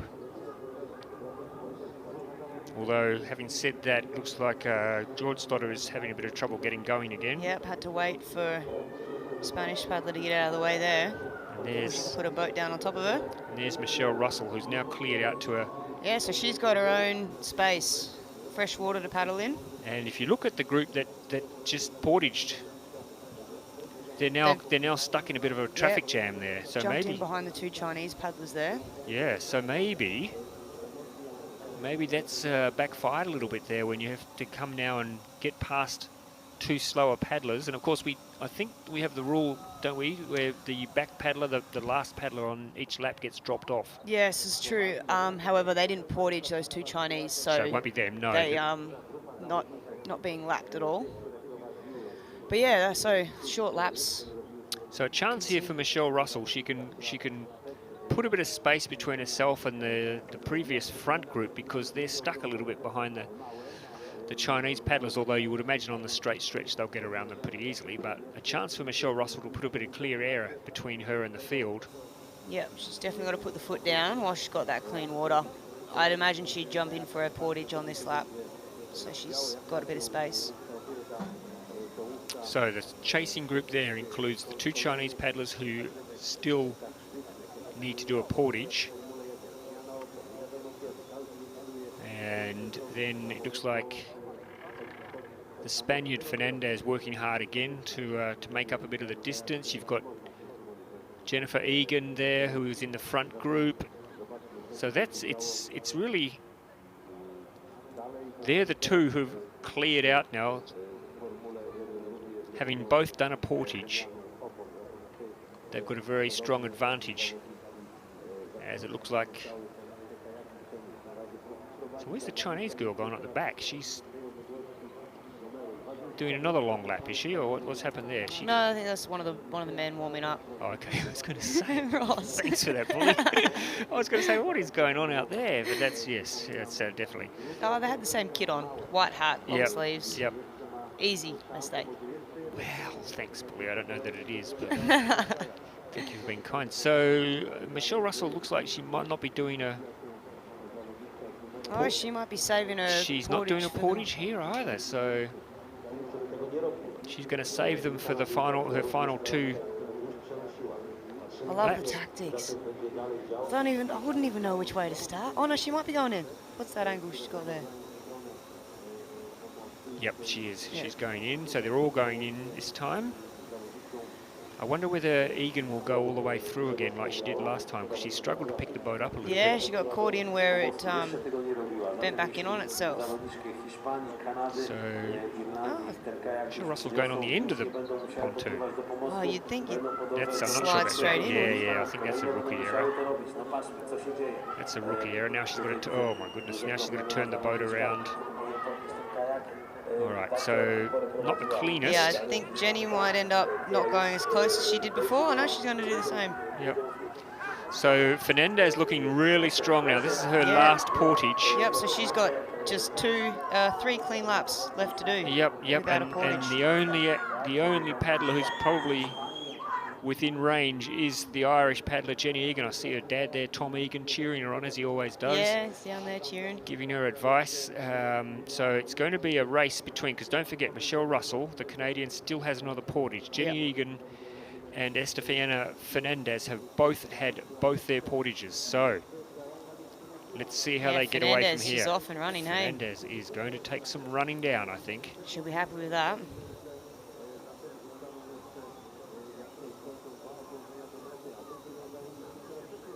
And that might be, yes, so that's the Portuguese paddler there who was in the leading group originally. Didn't take a portage. She still has a portage to go. There you go. So that would probably be a little bit deflating, wouldn't it? Coming alongside somebody who's already done 2 portages. Yeah, knowing you've still got one to do and that leader is right behind you, it takes time to do that portage, so. Yep. So the race is in the cup of her hands now. Estefania Fernandez. So that's Maria Ray from Portugal. She's leading, but she has one more portage to do. And right on her hammer is the Spaniard, who's been very impressive. Fernandez. Yeah, she's having a great paddle here. Interesting that the Portuguese decided to wear a spray deck. Normally would for a 5K, but with the portages, she hasn't pulled it back on since her first portage. So. That's overcomplicating things, isn't it? Having a... Oh, it's a lot to think about. So there's Jenny Egan there. Given the status of the portages, you would say that she's in second, but she's a long way behind Fernandez now, isn't she? Yeah, so it'll be interesting to see the different groups as they start to come in and out of their portages, who ends up working with who to keep that pace on.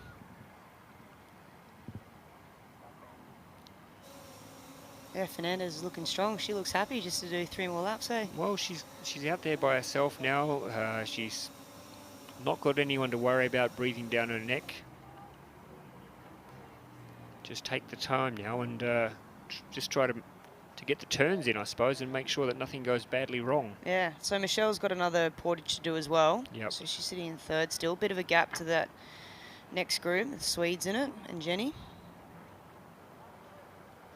So, not sure who would be in third spot then. We didn't see who else portaged. I don't know who else has done 2 portages. That's the tricky part of Yeah, it's hard to keep track. the tricky part of the race right now, but we do have lots of eagle-eye officials down there who will know exactly what the state of play is. I'm flat out counting how many laps I've done when I do a 5K, let alone counting my portages as well. Trying to remember, is it a long lap or a short lap? Or Yeah. How many short laps have I done? Yes. 2 to go, mate. Okay, Well, sweet. should I be out there with that paddler out there? Oh, no, it's a bloke. It's not him.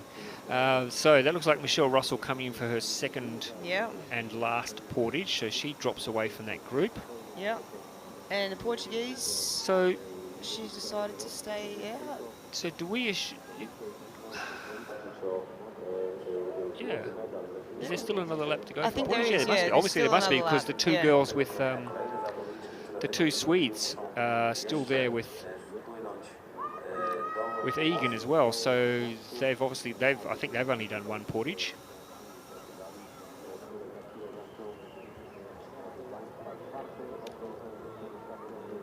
So a little bit of a look over the shoulder there for the Spaniard.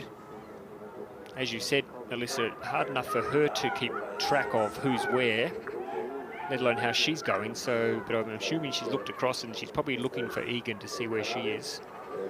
And she'll be pretty happy with what she saw. Yeah, definitely. You always catch yourself looking back as you're going around the turns just to see how far back the next group of paddlers are. So as we see them come down in front of our commentary position at the moment, it's a pretty clear break there between the front 2 with the Portuguese and the Spaniard. And it now looks like the Portuguese, Maria Ray, she's just worked out she's got a bit of work to do because she's still got to do another portage. So she's decided to put in some pretty long strokes here. Fernandez just keeping everything calm. Yeah, she's going to have a little bit of a rest, try and find a bit of a break on the wash there, which is quite a smart move. A couple of laps to go. What do you think of their paddling styles? Anyone's style jumped out at you here? Left, right, left, Yeah. right. No, they're doing good. It looks nice out there this afternoon for them. What was it like? What was it like yesterday? It's pretty crazy. Yeah. Yeah. Yeah, it was just very bouncy because when the wind blows tailwind like that, and it's so strong, the waves are pushing up against the end of the lake and bouncing back towards the finish line. So you end up punching through waves as well by the time you get to that last 100 metres. So it's definitely interesting. Yeah. And there's Georgia crossing in front of us now, in front of the commentary box here. Yeah, so she would have probably done her second portage now. I think that was her plan, was to try and get them done as early as she could, so long as the pontoons weren't congested. She just stuck her hand up though. She might be... Is she out? Not sure. I think that boat might have assumed that she's been lapped, but I don't know that she has been. No, she looks a bit confused about it all, so I hope the judges know what they're doing, unless she's last. I don't think she's been lapped, but yeah. Automatically I think the last boat automatically gets lopped at the end of each lap. So rightio. maybe she's found herself in that last position. Anyway, here we go. So it's the Portuguese paddler who's coming in for her final portage, which means that the Spaniard is now all by herself. The two Swedes will probably have to come in now, I think, for their last portage. So hard to keep track of who's done it and who And hasn't. look at Jenny Egan now. She's putting in some hard yards. She's now got the Spaniard in her sights, and she's going to try and pull it back. Yeah, so Fernandez got a long, lonely lap ahead of her, and she's got a very keen group of 3 working hard behind her. So it'll be interesting to see if they take some wash leads to try and gain back some of those meters. So the Swedes must have both portaged. Yeah, they must have. They must have portaged. So that there is a race of 3, a group of 3. That's horrible, isn't it, Alyssa? Where you've got 3 of you and you know one of you is going to miss a medal. Yep. Gonna have to dig deep when you come down that last straight. So let's have a look here. This is the Portuguese paddler, Maria Ray. She want to jump in there and try and tack onto that group that's just in. You can see them out there on the water, and she'll be able to see them now as she runs along here. Big ask for her to tack herself on there. Now, is Fernandez coming back to the group here a little bit? Does she look tired, Alyssa, or is she looking pretty relaxed? She's looking like she's still in control of what she wants to do, but she probably doesn't know the pace of the group that's behind her. That group's They probably catching caught her. a little bit, I think they're catching her. So with the back straight to go and then one last bend, we could be in for a big finish. It's looking that way, Ross. Easier to paddle in a group than out by yourself at this stage? It might, yeah, it looks like these girls have got some good energy left. Jenny's having a kick now. She started early. She wants to get into that turn, I'd say, ahead on the inside. Well, she's managed to do that. She's got her nose in front now. Now, can anyone go with her? That's the question, and help her pull that water back on the... In fact, Fernandez now looks like she's found another cog in the gears.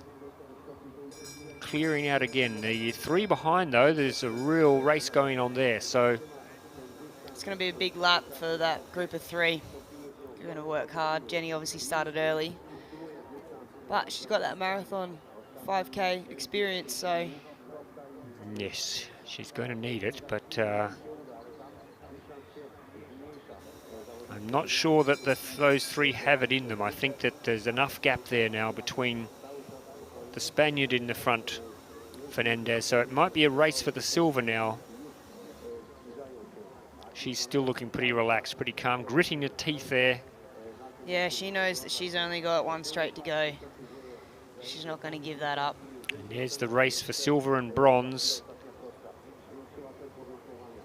The Swedes, as you said, Alyssa, they've been working together for this far, but I think now they're no longer, they're frenemies now, aren't they? Yeah. I've done some 5Ks with Linear stencils as well. We've done some wash leads together over the time. And she seems like such a nice girl. Yeah. Doesn't she? Butter wouldn't melt in her mouth. Never. And then she'll get out there and she'll absolutely slaughter you.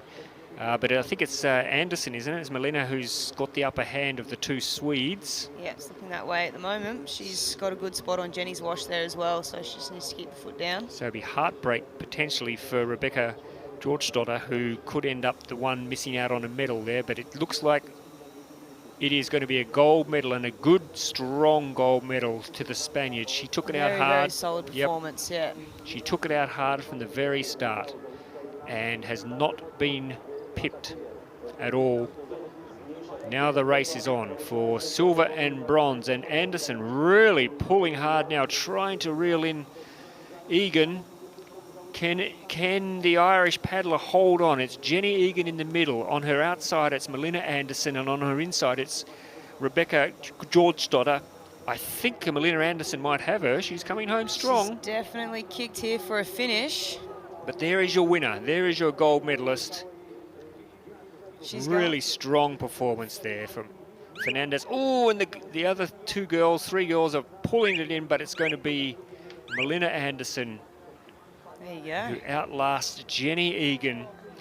And in 4th spot, the heartbreak spot for Rebecca Georgesdotter. big finish for the three. They made up a lot of ground in that final straight, but Fernandez just had too much. Yeah, they caught her a little bit, but yeah, she definitely put those meters on them early, and yeah, it was enough for her at the end of the day, which is really, really good. It's good to see. They look like they worked hard. They really do, don't they? There's some deep breaths. Some deep breaths happening there, and good to see the rest of the field really. Yeah, it's not over yet. A group of three coming in now. And there's the Portuguese who was up there at the start, Maria Ray, but and Michelle Russell, both who didn't take the early portages, and maybe that's a tactic as well that didn't quite work for them. Great to see this camaraderie, the camaraderie that's out there. Isn't it nice? It is good, yeah. 12 months ago during COVID, we would never have done that. No. But now it's all okay. But fantastic result. I'd like to be able to tell you a little bit more about Estefania Fernandez, but if my co-commentator, who's been paddling for a long time, doesn't know a lot about her, I don't know what chance I'm going to have. But oh, I think I've seen them in the K4, a couple of K2 races. So the Spanish have been doing really well. They've got some speed as well as some long distance fibres in them. So yeah, they're doing really well. They're always very good at the marathon and ocean racing paddling, of course. And there are the two Spaniards comparing notes. Look back now at some of the highlights of the race, and it was a pretty good clean start. It was a fast start. There's a couple of groups shot out. And it was the Canadians who went out fastest. And we thought at that stage that they would try and work together, but the Spaniards then took over, and there she is, Fernandez. This is on the first lap, getting into that front group. Oh, and there that was the spill. I wonder if the other Canadian, Andriane, got caught up in that Finnish paddler that tipped out, because she actually didn't paddle much further after that. We saw her drop to the side of the pack and out, so not sure what happened there. Yeah, maybe it disrupted the race plans of a couple of the athletes. Now, if you look here, Fernandez, good portage style. Choosing to carry it on her shoulder. Some carry it alongside them, some drag the boat along. What's your style? Oh, I mean, I've not done it, but I would be tempted to go the shoulder. Yeah. I think. I would have thought, as an Australian, you just throw it. Just get up, pick it up, throw it up the other end. Flick it straight up onto the shoulder and off you trot. Yep. Like that. Perfect, see? Like that. That is a good style. And there was Fernandez just looking over her shoulder, just making sure that nobody was going to get near her. And that was, I think, probably around the biggest gap of the field. We'll see when they get to the finish line. It did close up a little bit, as you can see, but that's... Yeah, so that back group was working really hard to get on the podium, so their speed picked up, and Fernandez just had to hold on. Tough work. 5Ks is not easy, especially after a busy day like today. Oh, yeah. So many races today just crammed in together because we lost so much racing yesterday because of the weather. Yeah, it is a bit of a bummer, but very grateful that the organisers managed to find a way to make all those finals Let's happen. cross down now to Estefania Fernandez. So we are close to the champion for this race. Good race. Well done for the tactics. Obviously, it's a tactic race. What do you think about the tactic? Ha sido una carrera muy dura. Desde el principio tuve buenas sensaciones. Intenté marcar la carrera desde el principio y sobre todo me gustaría agradecer a toda mi familia, a mis padres, a mi pareja, a mi entrenador Julio, a todo mi club que entrena conmigo todos los días, a mi club del gimnasio Estavia y a toda la gente que me apoya día tras día para que esto sea posible. Thank you very much. Well done. Good job and good luck for the next competition. Here we go. What did she say, Alyssa? Oh, I just was listening to her accent, and it's so nice to listen to. Isn't it? Yeah. I wish I could keep up with it. I got no idea what she said. I'm sure she said it was really, really fun, thanks to mum and dad and my coaches. Yep, exactly. And I'll see you all in Canada, she probably said. So there's confirmation with the Estefania Fernandez posting 24. I mean, the times don't mean a lot. You can't compare them because of the portages, etc. But Yes. a good win for Fernandez, finishing a couple of seconds ahead of Melinda Andersson from Sweden, with Jennifer Egan Simmons holding on for the bronze in a pretty tight race for the second and third positions. So congratulations to Spain. They've had a pretty good day as well. It's been interesting seeing the countries, the Poles, of course, in front of their home crowd, have had a great day. The Germans, the Ukrainians, all did well. The Canadians, the Cubans, of course, within the canoe, all doing well today. But it has been challenging, and in a moment we're going to see Fernando Pimenta, who is hoping to create a bit of history by winning 4 gold medals on a single day. Yeah, he's definitely had a big program God. today, and he's done a really good job with it too. I mean, if he's a anybody great could, athlete. if anybody could do it, it would be Pimenta, because the man is a machine. He's got the energy for it, that's for sure. But before that, we're going to have the medal ceremony for the men's C1, with the Cubans once again showing that when it comes to the canoe, they are very, very comfortable. Puchar Świata w sprincie i parakajakarstwie Międzynarodowej Federacji Kajakowej Poznań Malta 2022. Zwycięzcy w kategorii C1 mężczyzn. Chairman of the ICF Sprint Commission, accompanied by Mr. Grzegorz, by Mr. Marcin Grzybowski, team leader of Poland. Medale wręczać będą Toshiro Furuya, sędzia główny zawodów, oraz Marcin Grzybowski, team leader. Third place and bronze medal, Sergei Torres Madrigal, Cuba. So good to see Sergei Torres Madrigal. I thought after Tokyo he said he was going to retire. Oh, he's got the bug. He said to me last week, he said, I love it so much, he said, I can't stop.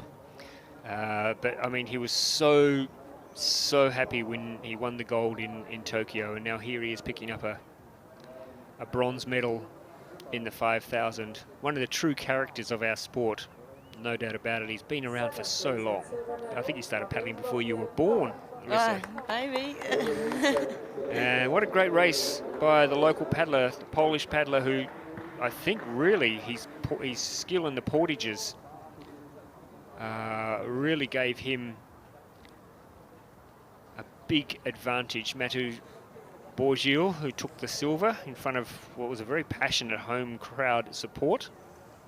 Congratulations. And the gold. First place and gold medal, Jose Ramon Pelier, Córdoba, Cuba. Once again, going to the Cubans. It was a really clever race and good tactical race for Jose Cordova. Bronze medal last week.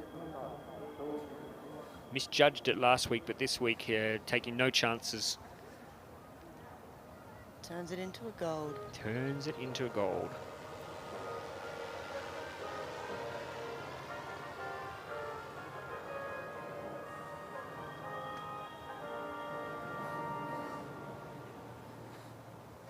Interesting, the Cubans got different tracksuits. I just noticed that, yeah. Maybe they have a winner's One tracksuit. might be a bit more vintage than the other, who knows? Maybe it's a good luck one for... Maybe, yeah. Here we are. It's probably his favourite one out of all the years. The old bloke's going to show us how to do a selfie. Let's see. Oh, how do you turn this on? He goes. He's better at technology. Why don't you let the young guy do it? Come on. Okay, no, he's got it sorted now. There they go. Check that one out. Check out on your social media channels tonight for the picture of the C1 5000 medalists, taken courtesy of one of the most experienced canoe paddlers out there, Sergei Madrigal. Well done. Great effort by all three. Now, let's have a look at the start list. Alyssa Bull for the men's 5,000. Top two, very experienced paddlers, both Olympians, of course. Yeah. Definitely see a big start from those two boys. Now, what about the two Australians? Young guys. 2 young guys, new on the team this year. Both very strong paddlers. Fletch comes from a bit of a surf background. Pierre's Jean's little brother, not so little brother. Couple of the Argentinians who you would expect to go well. Yeah, starting next to each other. Hopefully they'd probably have a plan to work together a bit. And of course, if he's in the start list, João Ribeiro from Portugal, who has already won a gold medal earlier today. Interesting, the Spaniard Roy Rodriguez. I wonder if he will start. He's a bit of a speed machine. He is a bit. So you'd like to think that this start's going to be pretty strong with the boys trying to work their way into a good position, heading down that first straight. It's going to be quick, I reckon. Now the question will be, who can... Doesn't look like anyone. Roy's turned up. No. And I'm not sure. Just looking down the list here. And No, they're off and racing. Anyway, let's see Oh, we've got some carnage at the start already. what's happened. Oh, yep, but Middle of the field. middle of the field, there was someone squeezed out very early on. I think it was by an Australian. I think one of the Australian boys might have caused a bit of carnage. That's unheard of. Here we go. Good, strong start. Now let's look for Pimenta. We're looking for him because he's going for some history here. He's on the far side over there in the black boat. You've got the 2 Aussie boys have gone out strong in the middle. And he's in the white boat. So it looks like there's Pimenta on the outside, just getting himself into a nice position. There's 16 is Milandorna from Slovakia. 18 is Fletcher Armstrong from, I think that's, sorry, that's not right. There's a few bib numbers. Well, we're going off boat numbers, sorry. Yeah, So boat is the Chinese Jintou Shen is lane 18. Be interesting to see which group here has got the better line for that turn. 2 distinct Inside groups here. group versus the outside group. So Pimenta is leading the outside group. I'd imagine that he would have a lane to still cut across to make to that first scan. And that looks like Rodriguez there. I think Roy Rodriguez is there. There he is. I think he's in the front. Let's have a look now as they... Let's catch his boat number. It looked like the lineup ended at 33. There he is. 37. There he is. Roy Rodriguez, the speed machine. Tell you what, these two, Rodriguez and Pimenta, have had a few battles over the years. Haven't they just? This will be an interesting race. It'll be interesting to see how they tackle their portage tactics, whether they go together or... Pimenta said last week, and he was quite public about it, he said it at the course, he told me again at the airport, and he told me again the first day here that he was not going to do portages, and here he is. Here he is. He's got to do 2 of them. Well, he did tell me that he's planning to do the ICF Canoe Marathon World Championships later this year, which are in Portugal, in fact, in his backyard almost. So he wants to do the Marathon World Championship, so he wants to get a bit of practice. Well, he might as well start practicing his portages now then, I suppose. Yep. So it's the Spaniard, Rodriguez, out in front. Pimenta breathing down his neck, just sitting calm. And then behind him there's, let's have a look here if we can get some numbers on who's sitting. So we've got Milandorna, who went out really, really fast from Slovakia, and we've got the Ukraine. Sirementkov. Well done. Thank you very much. He is number 8. And then, did I spot an Australian in that group as well? Lockie, no, not Lockie, Fletcher. Fletcher Armstrong's up there. So an Australian tacked in there as well on that first group. And there we have it. So it's working hard, the Australian, to keep in there, to keep on that. Now, coming down the outside, keep an eye on the boat on the extreme outside of that group. He was there last week and pushed Pimenta all the way. That's the Slovenian. Jost. Yeah. Who worked really hard last week and was pushing the front 2 all the way. So he's obviously wants to have a crack at it. But Rodriguez at front looks very relaxed. He does. He looks like he's just cruising along. Same with Pimenta. They're not spending too much energy right now. I can't imagine either of them have done a lot of portaging. Pimenta, the last time he was here, I think, Alyssa, when he portaged, he had an accident on the portage and cut his leg open. There were a couple of spills on the portages when we were here last. A couple of the girls got caught up as well in their race. So there is your leader, Roy Rodriguez from Spain.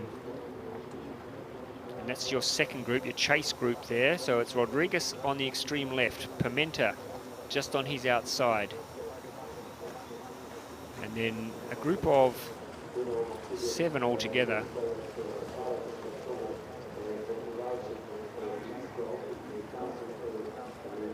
It's the Ukrainian who's now moved up into 3rd spot, Alexander Siramenkov.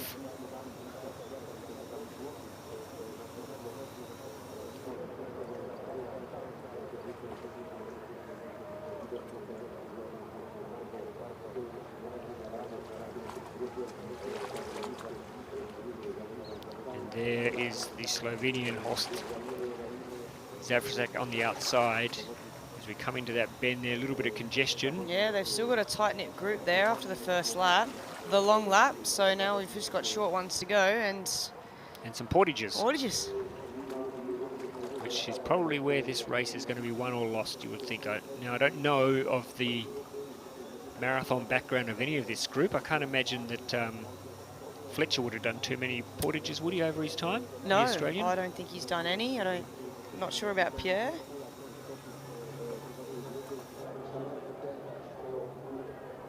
It's almost a smile on the face of the Spaniard. He looks very chilled. Be disconcerting if Pimenta just glanced up at the big screen, which he would have seen. They would also have seen when they come around the bend there. If he saw Rodriguez smiling, he might have sent a chill down his spine. But looking pretty calm at the moment. So where's the best? Who would you like to be in that group at the moment, Alyssa?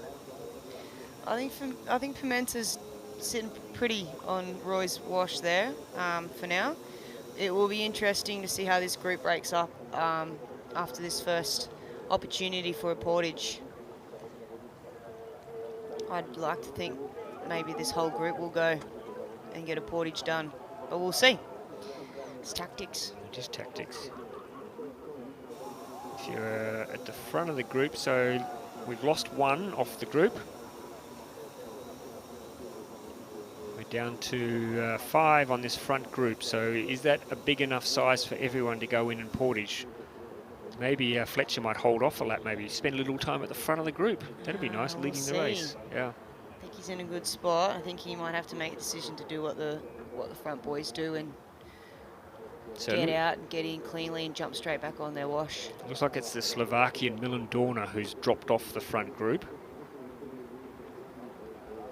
So here we go, Pimenta making a beeline. He loves portages so much, he just wants to get in and get one done. He just wants to get practice in. Wouldn't surprise me if he does an extra one. No. I wonder if he can get penalised for doing 3 portages. So I don't think Rodriguez is going to go. He doesn't look keen, does he? Fletcher's decided to stay out behind Roy as well. He's going to stay on Roy's. Oh, late decision as well from the Ukrainian. The Ukrainian was going to portage, but he's changed his mind. Not quite sure that was clever because he'd already got halfway to the portage. He did. He's had to work hard to get back over onto that wash, though. Right. So this is going to make it interesting. It's the right decision.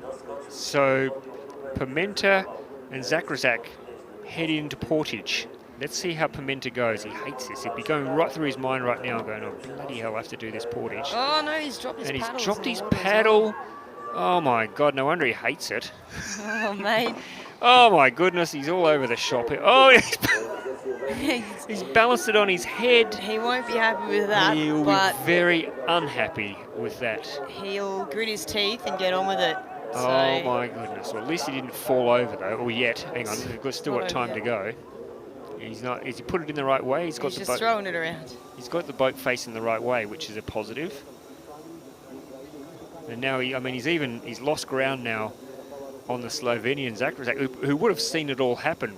Yeah, he's going to work hard to jump back on his wash. Yep. So Pimenta. And in the back of his mind, Alyssa, he'll be thinking, I've still got to do that again. He's got to do one more, but hey, learn from your mistakes. Yep. I suppose he won't do it again. I reckon the next one will be super clean. Do you think so? Yeah, I reckon. All right. You got more faith in him than I have. I think there'll be mind games. He's been thinking about it all week, and I reckon it might be playing on him. But let's see. He's a very strong paddler. Yeah, he's definitely one to just Soak it get up. straight back into it and work hard. So. But the other thing is, he's got to be tired. He has to be tired. He's had such a big day. Yeah, it's been a bit on, but he's got so much energy, and the way he's been performing, it only just makes you more excited. Yep. So there's the front three. No portages for that front three. Then there's a little group just behind them who also haven't portaged, and then you've got the two guys who just portaged. Yeah. Really paid off for the girls to get the portage done in the first 2 opportunities. Yep. So the Australian, Fletcher Armstrong, still hanging in there. He is. He's looking pretty comfortable there. He's just got to manage his energies a bit. And the Ukraine, so you've got Roy Rodriguez, you've got the Ukrainian Alexander Siremenkov, who's just outside him, and then you've got Fletcher Armstrong from Australia in that front three. Group. Now this second group have not portaged. No. So, and there's Pimenta and Zakrzak, who both have portaged. Will they go again now? Or will Pimenta take another lap just to gather his confidence and gather his thoughts? I reckon he's going to get in and get it done. Get it out of the way? Then just have 3 laps. To power home. Yeah. Yep. Might be a good tactic. And also then he gets away from this group of 3 here. Yeah. Who are just going to annoy him, I think. So let's see what happens here. It looks like He seems to be staying tight. the Ukrainians decide to go in this time. Yeah, by himself this time. Yep, Rodriguez and Armstrong are going on. No portage yet for the Spaniard or the Australian. So, but the Ukrainian has come in, Siremenkov. Just trying to see now who else is coming in to portage. Looks like Pimenta Is not. and Alexander are not. They're going to put another lap in. There's the Ukrainian. Not too many difficulties there. Doesn't look like he's comfortable, but at least he's got 1 portage out of the way. Rodriguez still has 2 portages to go, as does Armstrong. They can't do it on the last lap, so they've got to do it the next 2. They've got to do the next 2, that's right. So the leaders going around the bottom bend of the course. It's still a Rodriguez leading from Spain. Armstrong from Australia second. Then a bit of a gap then to the Slovenian Zakrzak and the Portuguese Pimenta. They're going together. They've both had 1 portage. And then the Ukrainian now has tacked himself on there behind Pimenta. He's about 20 to 30 metres behind the boat of Pimenta. He also has done 1 portage. So it is a fascinating race, isn't it, Alyssa, with the 2 at the front still to do 2 portages and these guys all having done 1 each. It definitely adds the element of uncertainty. You wonder if they've put on enough ground to still do 2 portages or not, when the others only have 1 left and they're chasing them down.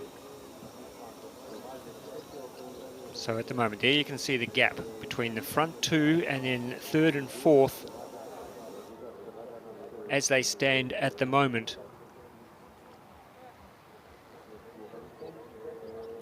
Rodriguez has not changed his stroke rate for the whole race, has he? He's just been quite calm, with the Australian Fletcher Armstrong keeping him company. But they'll be coming in after this bend. They will definitely be coming into portage. Now the question is, will these 2 on screen at the moment, will they come in now? Or will they take the opportunity to maybe get in front and save that portage for the last lap? Fascinating, absolutely fascinating to see how this plays out. So there's Rodriguez and Armstrong both heading towards the portage. They have to do it, it's compulsory for them. Pimenta and Zakraszak have options. I think they look like they might... Zakraszak might go on. Let's see what happens here. Pimenta, I think, is heading towards a portage. Yeah, it looks like they're both going to head in. Okay. Let's see how this plays out. Let's see how Roy Rodriguez can portage. Oh, Fletcher's sticking to him. Armstrong's sticking to him. He's going to the same side. Maybe that's Rodriguez coming all the way through. So there's the Australian first out of the boat. Let's see how clean he... Go on, Fletcher. That's a long way down, isn't it? There they go. It is a big portage. I think that's why some of the guys have decided to go. Now he's got some... Oh my goodness, he's got a lot of water in there. So it's the unfortunate thing about not being able to wear a spray deck for a 5K. Yep. So Rodriguez, he's portaged really well here. He's going to hop in front. There's... Well, he's been out in front the whole way. Yep, there's Pimenta. Oh, there's a bit of jostling there. I'm not sure that's good etiquette, but anyway, anything goes. So Pimenta is in. I think Fletcher's going to annoy the heck out of Pimenta here by putting the boat on top of him. With that, he will not be happy. Fletcher wouldn't be happy with him putting his boat in. But I think, front of him. Okay, so I think Pimenta would be, look how much speed he's putting in here. He will be very happy with this lay of the land now, Pimenta, because he's got Rodriguez in front of him, but Rodriguez has to do another portage. Yep. His biggest threat now is right behind him, the Slovenian Zakraszak, who's also done both portages. So they've just got 2 laps to go. I'd like to have your money on Fernando Pimenta right now, Alyssa Ball. Yeah, it's looking good. If Roy can maybe stretch out the gap a little bit more, but it looks like Pimenta's got a bit more rating in his stroke now. Yeah, I think if you were Rodriguez, he would have looked up on that screen because he can see that from when he came around that corner. He wouldn't have liked the side of Pimenta coming around the bend behind him. No, it looks like he's gaining on him a little bit as well. Yeah. He wants it. Yep. Pimenta's putting on a bit of a show here, I think. Wow. That is incredible. And remember last week, Pimenta was leading all the way and got pipped on the line. Yeah, that definitely would have fueled his hunger to get the win in it this weekend. He doesn't want to leave anything to chance. He is a bit of a student of history. He's made the comment already today that nobody else has ever won 4. Look at him go now. He's moving up. Oh, this will be heartbreak for Rodriguez. Yeah, knowing that you've still got to spend some time doing a portage. Yep. When he sees the front of that black boat range up alongside him. What's going on the stream outside there? Where's... Hey, I think you might have thought that was a turning buoy. Where's... Start cans. You're right, yes. So Zakraszak going a little bit wide there, putting himself a little bit out of the picture. And there's Fletcher Armstrong there. He's still got a portage to go. So he's still got one to go, yep.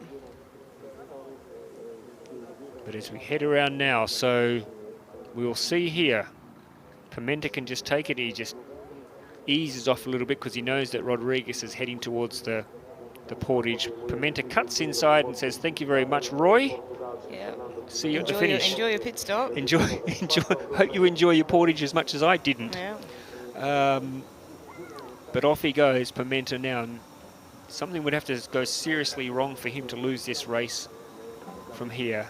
Yeah, he definitely won't be letting that foot off the throttle. He'll be... Looks like he's having a chat to himself out there, just reminding himself of what's at stake as Rodriguez comes in to do his second portage. He'll be thinking of a bronze here. And really, it's the Australian who's got the best chance of catching him. I don't know whether he'll have enough fuel in the tank, though. But yeah, it'd be interesting to see who else has already done their 2 portages, if anyone from that little group behind them can just paddle past, who knows. So there's Rodriguez. Quite a nice little portage, actually. No problems there, but he'll look out there now and you'll see where Pimenta is and realise that the gold medal's gone. Nice lap bells. Yep. Best noise in a 5K. Is that the best noise or the best noise when you get that gun when you cross the finish line? Probably both. Yeah. So off they go on the last lap. Fernando Pimenta from Portugal looking to make some history today. Courtesy of the weather, could be the first person to win 4 gold medals in a single day. We don't think it's ever been done before. I don't think we've ever had 4 finals in one day before. So yeah, it looks like. Quite incredible, really, the stamina of the man. And when you think the events that he's done it in, 1,000, 5,000, 500, 500, mixed, and a mixed. Wow. So 3 individual and a mixed K2. Not a bad day out. You'd probably sleep pretty well tonight, would you, Bully? It's a great day at the office, yeah. Good luck if you're sitting next to him on a plane or something tonight, because he's going to fall asleep on your shoulder and dribble all everywhere, because he's going to be so exhausted. But what a great effort here, though, from Jos Zakrasek to try and hang on to the great Portuguese paddler, Fernando Pimenta. And he is a great paddler. Look at what he's done over the last couple of Olympic cycles. Since 2012, when he won that. He's still looking strong. It looks Yeah. like Roy's managed to stay in that 3rd place position as well. Now there. Good shot. His big goal, Fernando Pimenta, he wants the gold Olympic medal to go with his silver and his bronze that he already has. And on the way there, he's going to pick up a few stray gold medals in different events. But here he comes now, just the straight to go. And history will be his. The big man from Portugal, Fernando Pimenta.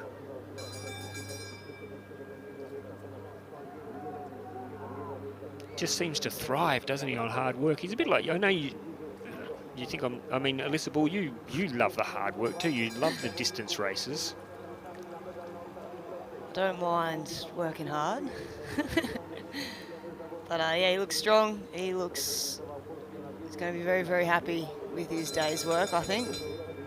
Just putting it all together today. Looks over his shoulder because he knows what happened last week. He's not going to fall for that same trick again as he did last week, getting pipped on the line. There is nothing being left to chance now for Fernando Pimenta as he comes down to the finish line to make a little bit of canoeing history here, ladies and gentlemen. 4 gold medals in a single day. Never been done before. 500 metres, 1,000 metres, mixed K2, and now he tops it off with the most grueling race of all. Yeah, it's very, very impressive. Look at him. It's coming down across the line. Now he'd be very pleased. Let's see his reaction when if he's got any energy left to celebrate. He's got his 4 fingers are up. He's very stoked. Look at him, he's acknowledging the crowd. He said he would do it, and he's done it. There you go. Who said you can't portage, Fernando Pimenta? Great race there for silver as well. Well paddled. Jos Zakrasek. The Polish Polish? come across in 3rd. Polish paddler gets 3rd. Is that right? Oh, he's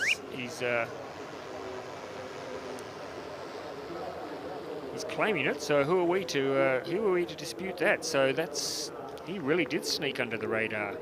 That's Rafael Rosolski, who I don't think we called once during the whole event. No. It's hard to see when the cameras. Yeah, and to keep Chop track and of change. who's portaged and who Yeah. hasn't. But he's claiming the bronze, so good on him. But Go, boys. Sucking in some big breaths there. Yep. Looks like a tough race. okay, let's have a look at that start. As you said, there was a little bit of carnage there, but a couple of guys being left behind very early on. So it was Roy Rodriguez, the speed machine from Spain, who went out early. Pimenta hanging onto his coattails early on, and this is the first portage. Pimenta made an absolute mess there. Dropped his paddle in the water, nearly cleaned up. He did. He What had a shocker. mess. I mean, he's going to go back. Now he tries to put it on his head. Watch this. That doesn't work. Gets his paddle caught up. He thinks he's in a I circus. think his second portage was much cleaner. Oh my God. I mean, you would not show that to kids at home and say, this is how you portage. That was an absolute dog's breakfast of a portage. Just goes to show a bloke can absolutely mess up a key element of the race and still win a gold medal. So this is the Australians. Looks like Fletcher Armstrong almost lost his boat there. Then he emptied half the lake out onto the Yeah. pontoon. He was enjoying the wash ride, but at the same time you get a lot of water in your boat off the back of the paddles, so. And there's Rodriguez's Very nice portage, which was very style. nice. Yeah, that was very elegant. But the big Portuguese, Fernando Pimenta, charging to the finish line. I'm sure he'll have lots of interesting things to say I bet. at the finish line. He does talk a good game, but he talks the talk, but he can walk the walk. He does, yep. 4, you count them, 4. That's me, 4 gold medals, everybody. 4 gold medals. That's pretty good. That's how many I won. That's pretty cool. How many did you get today? Yeah, Oh, I got 4. I got 4. Yep. Nice work. It's got a nice We see you. We set see of 4 mugs. Yep. Nice mugs from Poznan. Yep. And some nice flowers to take home for his Yep. family. I said to him, I said, what are you going to do with these flowers? Do you give them to your wife? Here he goes, Fernando Pimenta. Mr. Pimenta, congratulations for your 4th gold medal today. It looks like you're not only the fastest, the most fit athlete, but also you're the smartest athlete. You did the perfect race and the best strategy. Can you tell something about the strategy? What do you think? In the start, I feel very, very hard the water because after K2 mix, I don't pedal in K1 to relax, to remove the lactate. But meter and meter, I feeling better, more soft, and trying to go to the portage with time, no confused, some like time here in 2019, and just enjoy trying to push myself more and more. And the strategy is this: trying to don't crash with the other guys. I think in the first portage, I lose my paddle, I lose my boat, I lose everything. But in the finish, I cross with my 4th medal today in the World Cup. I think. Excellent. That was a great, and I hope you can win 4 medals in the Halifax. I wish you all these 4 gold medals in Halifax. Are you happy? Are you ready to do this? Yeah, why not? Why not? It's impossible is nothing. And today I show this. Pimenta, it's here, not old. I'm not old, more experience. And I think in the World Championship I go with a better shape because right now I have some extra kilo. And, athletes are not old and young, experienced and non-experienced. Athletes that can and that athletes cannot. And Yeah. you're one that can.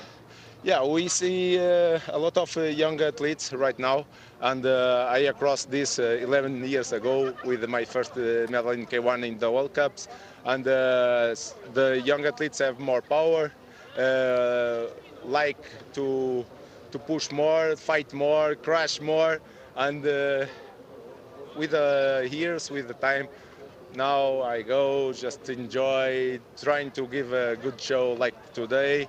And just this to Excellent. give. Great job. Enjoy your evening. Thank you Bye. so much. Thank you. Well, there you go, Fernando Pimenta. Pretty happy with his race. Very happy, There we have very confirmation there, Fernando Pimenta. Around a 7-second gap on Horst Zakrzak from Slovenia, with the Pole, Rafael Rozolski, sneaking in there to 3rd spot in front of Roy Rodriguez. What a great race. Alyssa Bull, thank you so much. Thanks for having me. Enjoy your long flight back to Australia. Yeah, can't wait. That'll be fun. Yeah, and we'll see you in Canada. Unreal. Love it. Looking forward to it. Thank you, everybody, for joining us over what's been a very disrupted couple of days of paddling here in Poznan in Poland. We hope you've enjoyed the World Cup. We hope you can join us again in a couple of months at the World Championships in Halifax, Canada. Thank you, everyone. Goodbye for now.